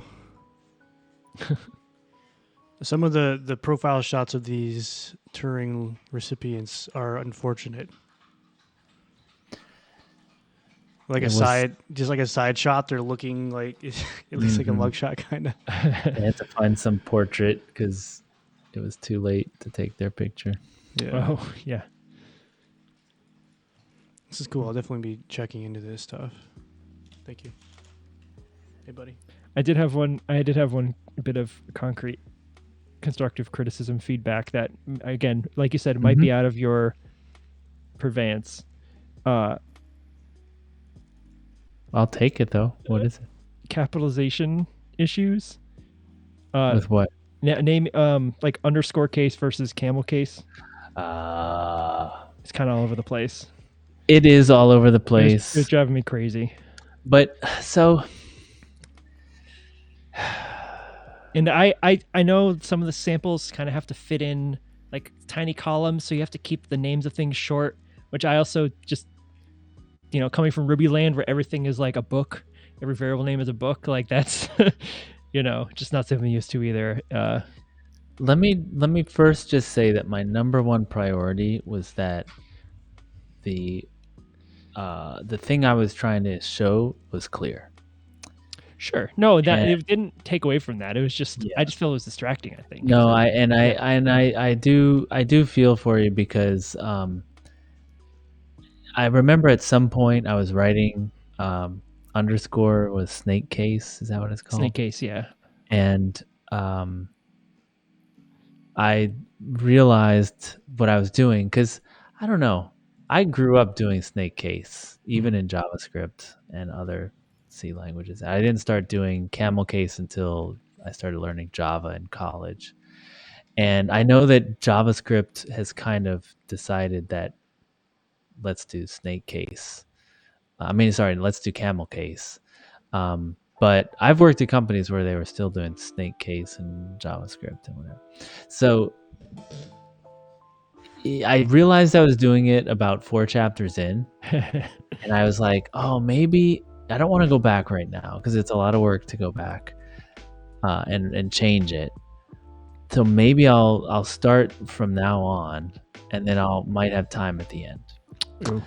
And the other thing about underscores is they take up horizontal space. That's what I was saying. And I was like, oh, it'd be so nice if I could shorten these lines because there's limited space on the page, and you can always make stuff taller, but you don't want to wrap lines. Yeah. So, I kind of regret it too. Okay. And I don't want anybody to be distracted by it. I think it is a distraction, and just find and replace. How hard can it be? Right. Finding and replacing, then go look at every single line, make sure it still lines up the right way and didn't change. Yeah. Paul says he likes it because it's more realistic. That's fair. I tell myself that to go to sleep at night. It is. I think it is more realistic. I think that it is the best argument, or sorry, the stylistic issue that I think warrants actual attention. Other people have talked about, you should use const and let instead of var, and I don't agree. I think that sorry. I think keeping it classic and simpler meaning there's just so much to teach about the difference between const and let that I would be writing a JavaScript book. Whereas with var, it's like, if we just use var, it works how you expect it, and it's just there. Yeah, it was funny because I was thinking about that too. I was like, this is very old school JavaScript, right? And but the more I thought about it, I'm like, again, this, like you said, it's not a JavaScript book. And guess what? VAR works everywhere. It's fine. For loops work everywhere. Exactly. And like, can you imagine? So the nice thing about the old school JavaScript is a C programmer can read it. A PHP programmer can read it. It's the same. I mean, similar enough that you can get it. But like, if you have to teach Lambda syntax, and like the difference between the one line lambda and the multi-line curly braces, yeah. Right? Like, I didn't implicit returns, and I didn't want the book to be about that. Yeah, I mean, Sean and I are so entrenched in our little tiny, what I think is a pretty tiny specific world of like web development, bleeding edge web technology stuff, that we just do it all the time. We're always reading about it. Forget that like all that stuff is lying down under there, underpinning everything when you're 17 webpack configs deep. Right. So just 3. Okay. Just 3. Yeah. And I think, and if you're someone who's like, a lot of people who have come into programming with that modern JavaScript style, they might not even know, like, they might not even have ever seen JavaScript that even looks like that. So I think that's good to even just like, why does it look this way? And then go to understand, like, again, the fundamentals of the language. I think that's valuable too.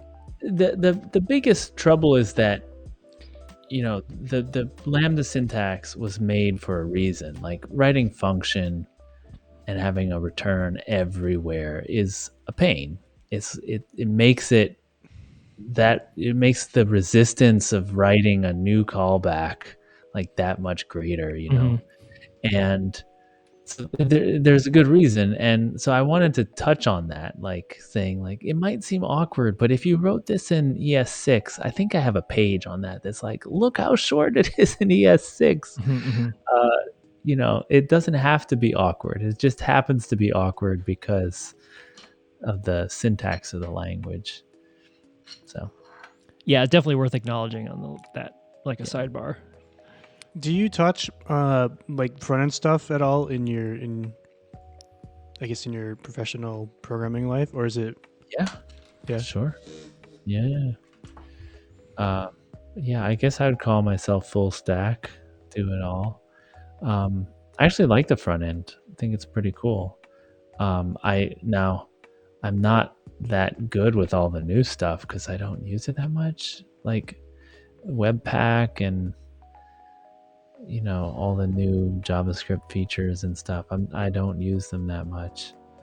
I mean, I like, it's kind of funny, 10 years ago, before all that happened, like, I was working at a company, and our build script for JavaScript was cat.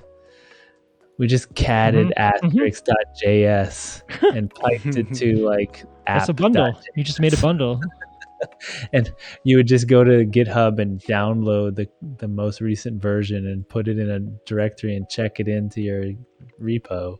And that I was just lamenting the fact that libraries like that don't exist anymore. I was talking about that last week. Because they're all using new features that you need to bring in the whole world just to get it working. Yeah. Masochists everywhere. We didn't actually get to ask, but like, what kind of stuff what's your kind of what do you do for a day job, I guess, and what kind of tools are you using these days? Right. So my job now, is I teach Clojure. That's what I do. I teach Clojure. I record videos. I try to sell them. Mhm. And so a lot of it is just doing the tech around that. Right now, I'm doing a migration to a new site, and I'm building the site in Next.js. I gave Next.js a try, doing some little projects in it, and I really liked it.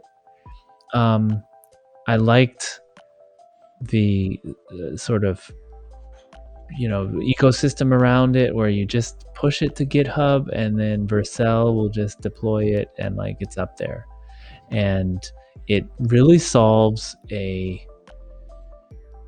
or it models the problem, or maybe it hits the different parts of web development really well. So rendering times, right? Like if you're working on, let's say, a Rails app, the people really like to render on the server per request. Every time a request comes in, you generate a bunch of HTML. I do, yep. Because Rails makes it really easy. But what Next does is makes the static generation really easy. But then it also makes, once it's generated statically, we're still going to put the JavaScript in there, and then you can dynamically do stuff with React. So you've got that too. You got both the server side at build time and and it's dynamic in the client. And I just think the people who figured out how to make that work seamlessly, because you don't even see a flicker or anything in the browser. It's pretty magical, right? It's pretty magical. And you just have an if statement like, am I in the browser? Is window defined? Now I can go to town, So I like that. And go ahead. I was just gonna say AJC Web Dev. It's Anthony in the chat. He's the developer advocate for Redwood.js. He's very much in that statically generated site life. I don't even know what you call it, where you statically generate and then like kind of inflate the React stack on top of it. What is that? Does that have a name? I don't know. I used to call it think of it as like hydrating or booting up or something.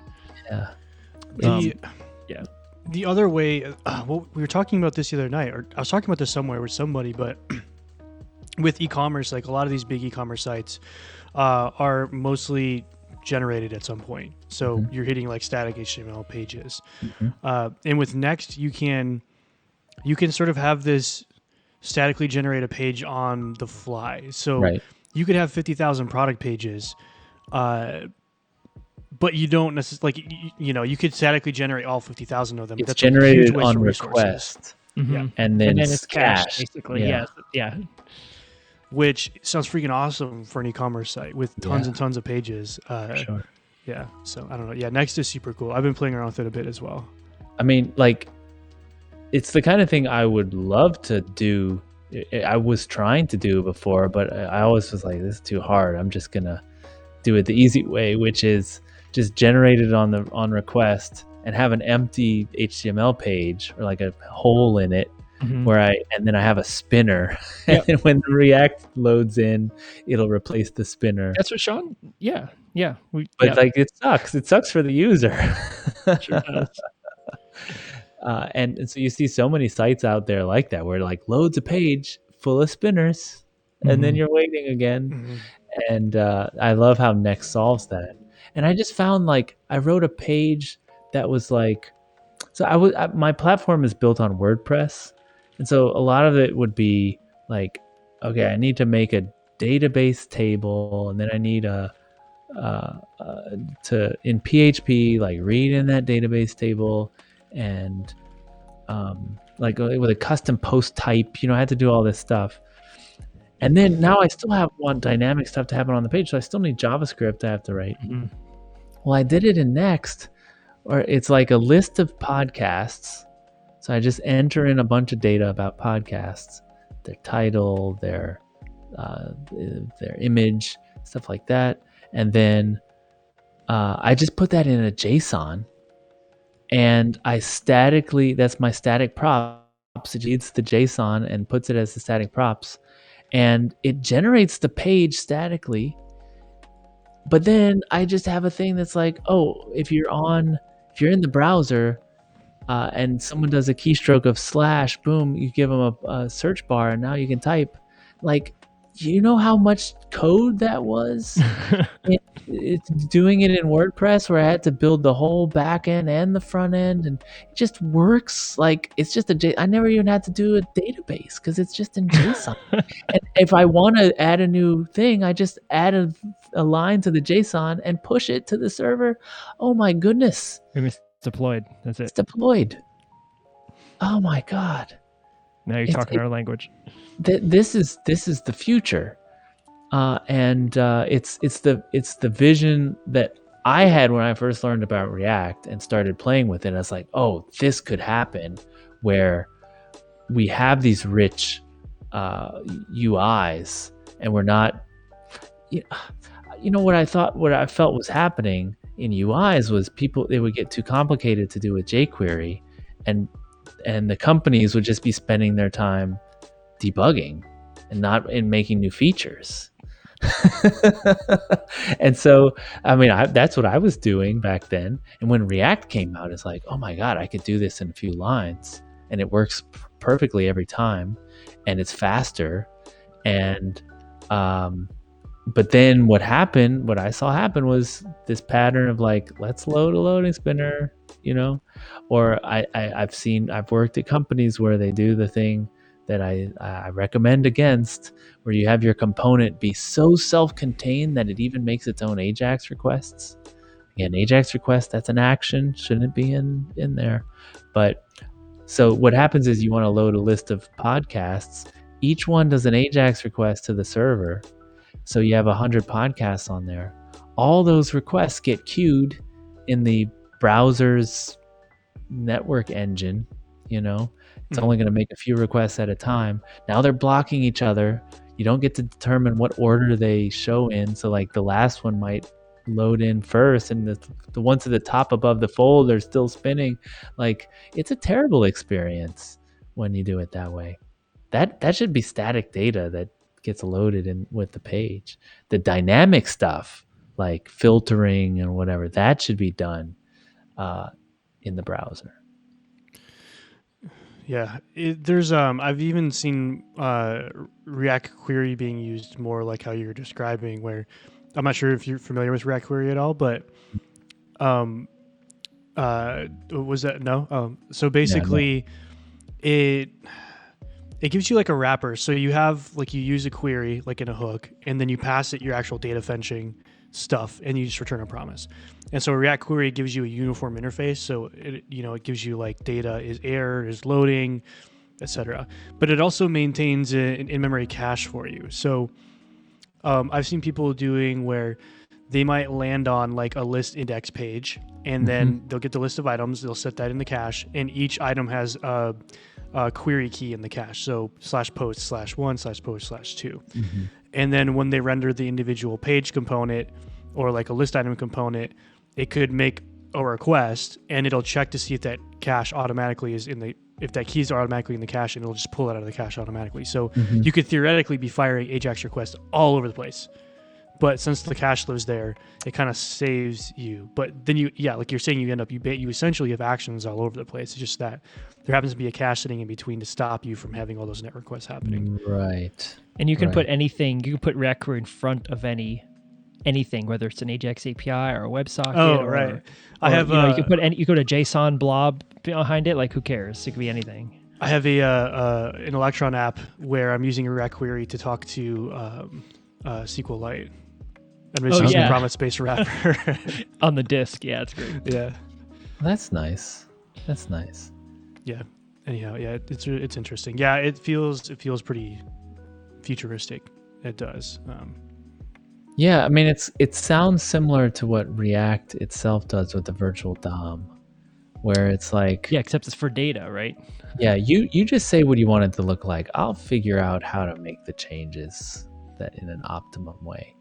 Exactly. Yeah. Whereas you're saying, okay, you just say what data you want, where like make all the Ajax requests you want. I'll figure out if you already have that data. Do you really need to make that request again?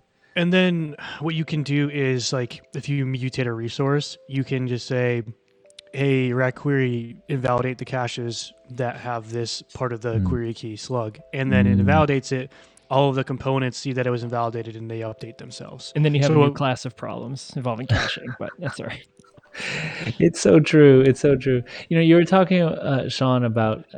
Sorry to interrupt. Look like. Oh, you're right. You were talking about like,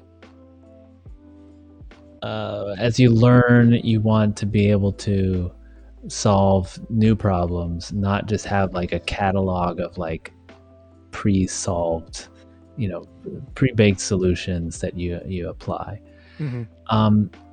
And this is something that I don't know if it's just something I do automatically, if I just enjoy doing it and other people don't like it as much, I don't know. But I tend to look and try to look at the problem and define it clearly, right? Whereas I see a lot of people, I mean, especially in the JavaScript world where it's like a framework per week or so, like people are just like trying to get a tool to solve their problem instead of actually understanding the problem and like finding, you know, going out and looking for the tool. They're just like, maybe, you know, that I have that problem, I'll use that tool. I have that problem, I'll use that tool. And so I guess an example is what I already talked about was with Next. I saw that Next was solving this problem that I knew was hard, right? And so like when I look at React, I see the same thing. The problem was the view, right? The problem is, how do you make it so that you don't have to keep track of what is already showing? Because I wrote those things. I wrote those backbone classes, view classes that were like trying to keep track of like, okay, I know my state is doing this, and so I only have to change this element. But oh no, not unless that thing. And so you have this logic of trying to figure out, and then every now and then you just have to like have an escape hatch. It's like, okay, just re-render the whole view, right? So you have to write the first render, and then like that also will act as your like re-render it if you need to. And so what I see is that problem of rendering. Like you want to simplify the developer's needs of like what do they have to keep track of, and the virtual DOM is that. But then what I see people doing is they look at React and they're like, okay, so what you're saying is I should make everything into components. You're gonna get Sean fired up. And so they think it's about components and making these little things, and it's not about components. Components are just like an optimization. The important thing is the virtual DOM, and it really solves a real problem. And I hear people saying, "Oh, you think React's going to solve all your problems?" Like, no, I think it's going to solve one problem, just one problem, which is this rendering problem, which is really hard in jQuery. And so, you know, when I see Next, I see it's solving this problem, this one little problem, which is how do you render something at all these like 5 different times? Static time, per request time in the browser after it's loaded. Then how do you know, sometimes you have to render it to JSON because there's a AJAX request to the API endpoint. And then finally, after the JSON comes back, you have to change the view again, right? So there's all these 5 times of when stuff can render. And Next has a way to address each single one of them. Now, of course, in the docs, it doesn't say that, right? I saw it. I saw this because I've been programming on the web for so long. Like I've tried to do all of those, and finally something has an answer to it. So yeah, that's the point about, like, I think you made that in another podcast I listened to as well, but the point about having a problem and looking for a library to solve the problem. And I think more of the context around what you were saying on that show was that it was around teams and stuff too, like where, okay, you're pulling in the library, now you got two problems because maybe the library solves one problem you have, but it brings in two more that it has that you didn't have before you were using the library. And then, of course, you have to keep them up to date and maintain them and all that stuff, and it becomes an issue. That's certainly... Yeah, that's certainly something, like, I think, like, working on a team sometimes that we'll have some tickets come in and we'll be like, okay, well, here's a package that handles this and here's a package that handles that. And even in the past month, we pulled a package in and be like, oh, guess what? It comes with its own baggage. So now we got to, like, either deal with it or refactor it away, you know? Right. Yeah. That's always a constant sort of, not struggle, but like thought, like build versus buy, you know, the kind of that whole debate. And then especially in consulting, because I went from startup to consulting. And so especially in consulting, like the goal is to turn a product around. Like if you're not turning it around, you're not making money. Like you got to deliver software. And so sometimes I think that, you know, we can buy too much or like, you know, buy like MPI install. You're essentially buying that with your time and energy and maintaining it. But there's also the balance in, like, you don't want to have to build everything because there's something you can buy something that saves you time, you know? Definitely. Yeah. And that's a really hard thing to balance. You know, I think that's why doing side projects is an important thing. Like right now I'm doing a lot of side projects in Next, and I feel really lost a lot of the time. You know, I'm like, is this NPM package gonna help me or hurt me? And I don't know. And I just have to make a decision and move forward. But I learn, you know, that's the only thing I can say is, like, I am learning about it. And I feel like if I were in a stack that I was more familiar with, I would know. I would somehow know because of through experience. And you know, what I like to do when I'm lost is take smaller steps, you know? So, like I was doing one this morning, I live stream it because I find it helps to have an audience to keep me honest. Like, oh, I have to keep going. I can't just stop and look at Twitter or something when it gets uncomfortable. So I was live streaming this morning, and I was making an API endpoint, and I had never done that in Next. And so the first thing I did was I just copied the one that comes in the like Create Next app, and I made a new one. I renamed it, and then I tested it with curl. I was like, I don't even know if this is gonna work, you know? And it did. It worked. So I was like, okay, I'm gonna delete the code and I'm gonna put a console log in there that just says something, hello, just to see if I can. And like, it's just these tiny little steps because I don't trust myself. I don't know if there's quicksand somewhere in this jungle I'm like trekking through. And I eventually made my way through. I mean, it was a lot of Googling, a lot of trying different packages, and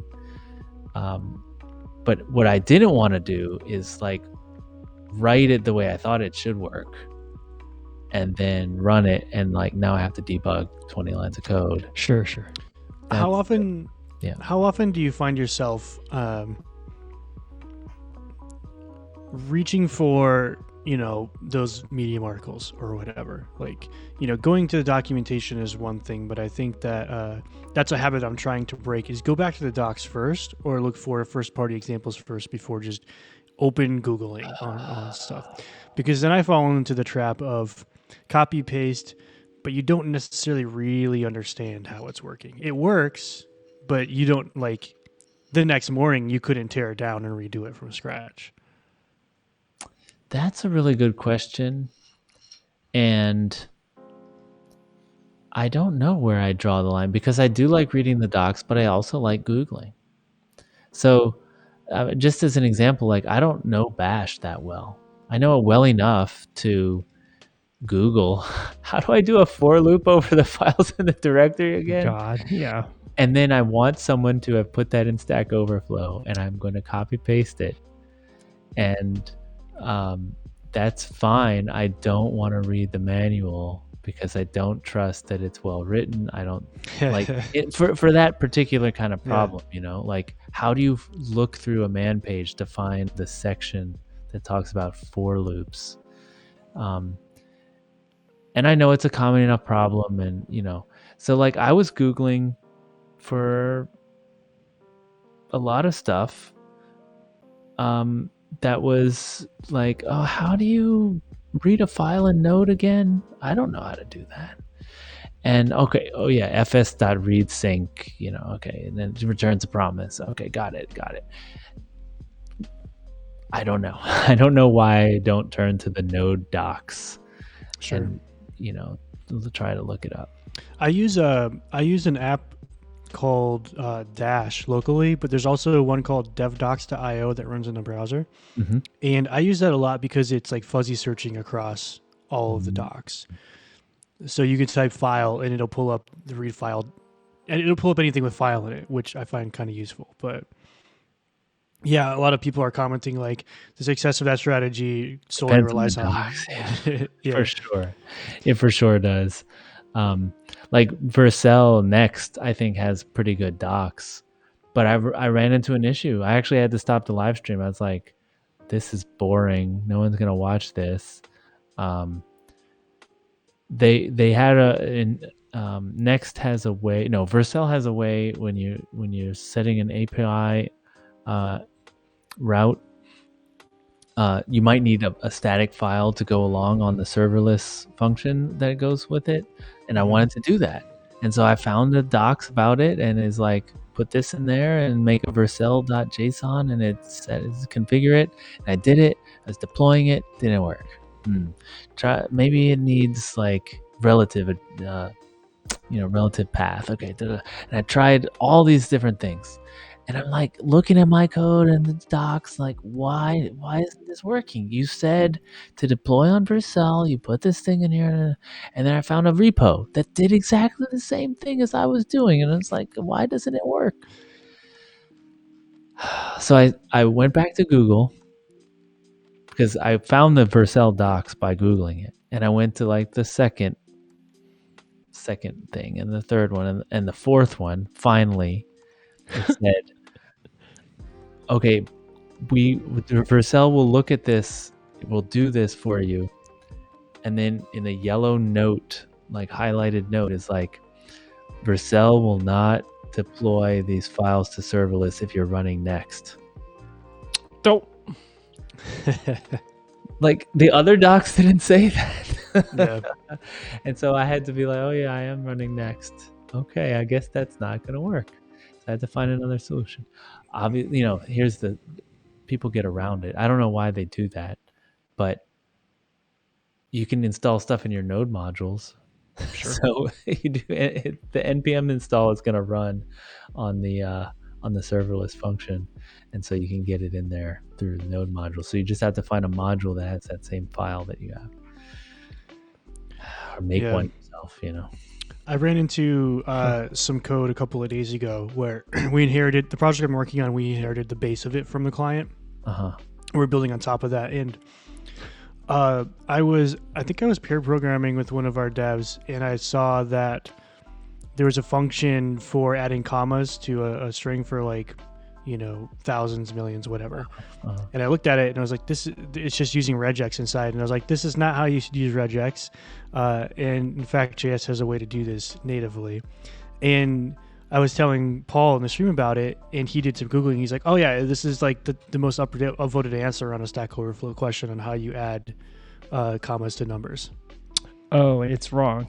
And the second most upvoted answer is the correct to locale string. The most upvoted one is wrong. This is how you're supposed to do it. I mean, it technically works, but it's, Yeah. you shouldn't. You should. Yeah. Yeah. Anyway, I just want to say Anthony's in the chat. Uh-oh.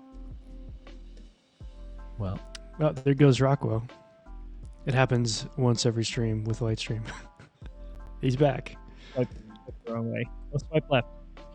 It went Welcome back. you can hear give me lots of tips. He recommends something called Elements. You use some Vercel feedback on stuff. So it's better.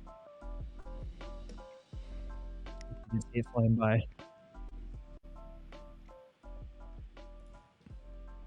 You back, Rockwell? Do you not hear me? Check. Cool. you're kind of choppy. There. Yeah. It sounds like it's getting a little better. I didn't. All I did was go back. There we go. Am I back? Yeah, you're back. Okay. All I was saying was that Anthony in the chat was giving you lots of tips about Vercel and stuff. Eric, if you didn't see it. So Is that what the elements code / application? yeah, he's talking about elements, and then he just says something. You need to use the API folder. I was using the API folder. I was doing it right. I was doing it just like a GitHub repo was doing it. Same problem I was trying to solve. But they were using on Vercel, and I was using Next. I guess I need to look into this Vercel thing. It's a lot of smoke around that right now, so there's got to be some fire there, I guess. It's pretty nice, to be honest. Like, it works. Yeah, it works really well. And it's free. I can't believe it's free. Like, is this like Vercel, like the equivalent of like Netlify in terms of? Mm-hmm. Yeah, it's that kind of level of freedom. I mean, deployments. I think what they're betting is that the fact that they're making stuff easy to do statically is going to make it so cheap to host stuff. And that like it's not gonna cost them anything, and they're actually selling more of like service, like, oh, you want team accounts, that you have to pay for that, like, but the same application, like the same code is the same. Sure. And then they bill more for around like function the number of functions you deploy as well. So like if you're bolting functions on and things like that. I've been exploring that space a little bit more. Actually, Anthony AJC in the chat as well is part of the, I think he's part of the core team, right, for Redwood, which is sort of a Jamstack extraction where it kind of like bolts together Prisma, like an ORM and database access and things like that. It's actually pretty wild. So it builds a GraphQL layer for you, and when you deploy it, it puts the GraphQL layer in a single function. And so when someone hits your stuff, it boots the thing, connects to the database, and sends the request across. Yeah. So I've been kind of toying around with this too, like slapping a DB on DigitalOcean and putting a connection pool in front of it, and just like letting Vercel just bomb it. Yeah. So that's been fun. It's cool. It's a cool way to approach building. Like, it's totally different from Rails and in Go, but it's pretty cool. I mean, the fact that you don't have to manage the servers. I mean, even in Heroku, you have to kind of choose how many dynos you have. You know, this is so nice. Like, I don't even think about that. And of course, also, I don't even have a database yet. I haven't needed one. Yeah. That really makes it nice too. And I don't know, I've always been looking for, like, the problem with side projects is they're probably not going to get big. So you want it to be free until the mythical point where you have 100 users or something. Right? Yeah, like, because no one's going to use it, so you want it to just like, I mean, just like the Heroku free tier, you know, like it just goes to sleep and no one ever pings it. But maybe one day they will, and then it boots up. Yeah, you want something where it's zero cost because no one's going to use it. This is, yeah, we think a lot about this too. I need to write this blog post, honestly, but my idea for the post is like, you know, how to deploy, you know, like a side project free app in 2021 or whatever. And for me, that stack is DigitalOcean with the managed database, and then a $5 a month instance running Doku. And then like that handles every web framework, static or otherwise. I host static stuff on there. I host like 5 or 6 sites on there. Some of them are my personal stuff. Some of them are actual like client staging sites and stuff like for whatever.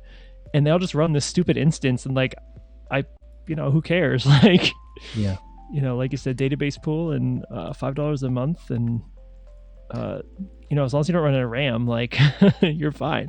There's definitely like unsolved problems, stuff like a cron job. That's really nice to be able to do, but yeah, it's the fact that you have a real server to do that. Yeah, right? yeah. You don't have to use a cron tab as a service just to call a webhook. What's it called? Render.com has that kind of. It's like Heroku-ish, but it provides more of the services. So like you could spin up a web instance, a DB instance, and then it has like a cron job that you can turn on as well, just for your app, I guess. Paul's out there shelling Firebase. Firebase, yeah. Railway looks really cool, man. Why did you show me this? What is Railway? Is this the new Heroku? They even have a starter for Next and Postgres, and I love both of those things. Ship it. I like how their example is book face. That's great. Yeah. I love how this discussion started with like, what do I do? Now we just want to build new things. Now. Yeah. Well, but seriously, there's so many things that I've wanted to do on my platform on WordPress that I just don't have the time. I know it's going to be complicated and it's going to be impossible to debug. And I won't never get to make content. And there's stuff where I know how to write it in React, and I can just do it. It's so nice. Like, I have had a lot of success doing stuff like I have a page that's all the functional programming podcasts.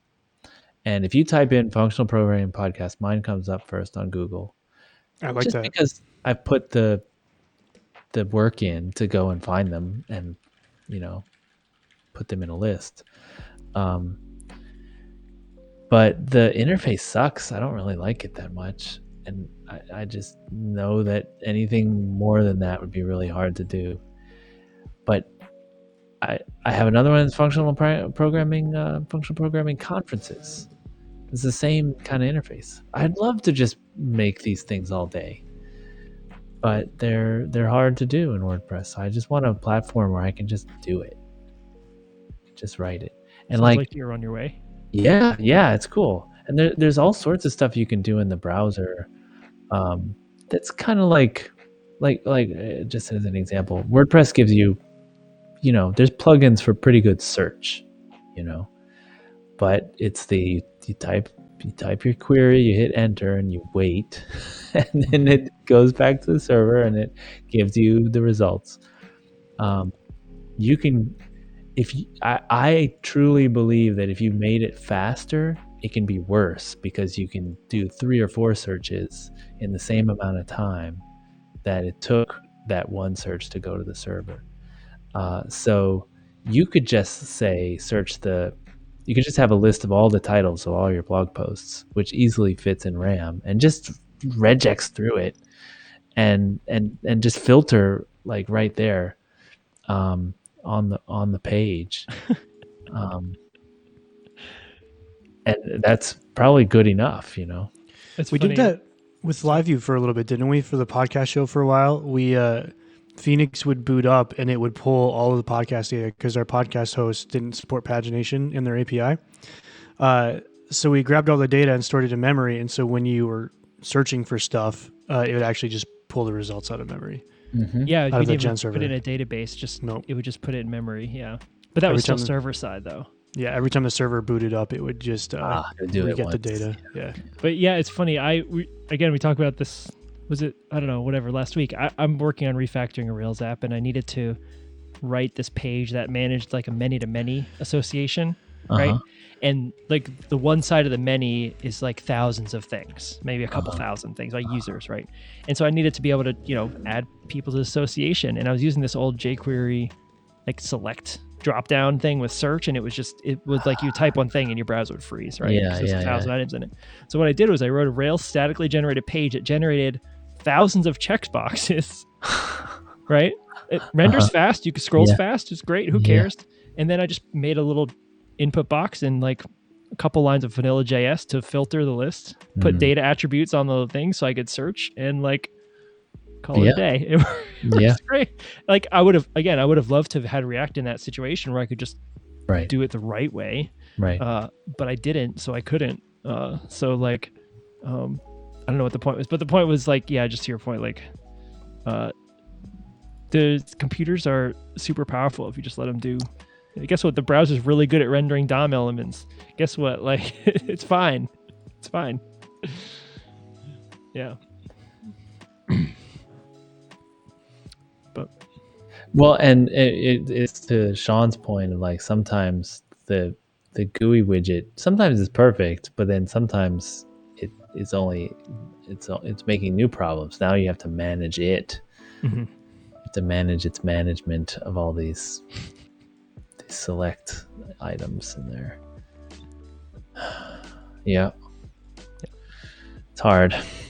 Well, gentlemen, I have to go. It's past my bedtime. It's way past my bedtime. Same here. No worries. We appreciate you staying for so long. It was I really, really enjoyed that conversation, the chat. Me too. I super enjoyed it, and I think I need to hang out with friends. I need a vaccine. I need to have this thing over with so that I can finally go back to Hack Night and hang out with people. Yeah, I'm feeling that too.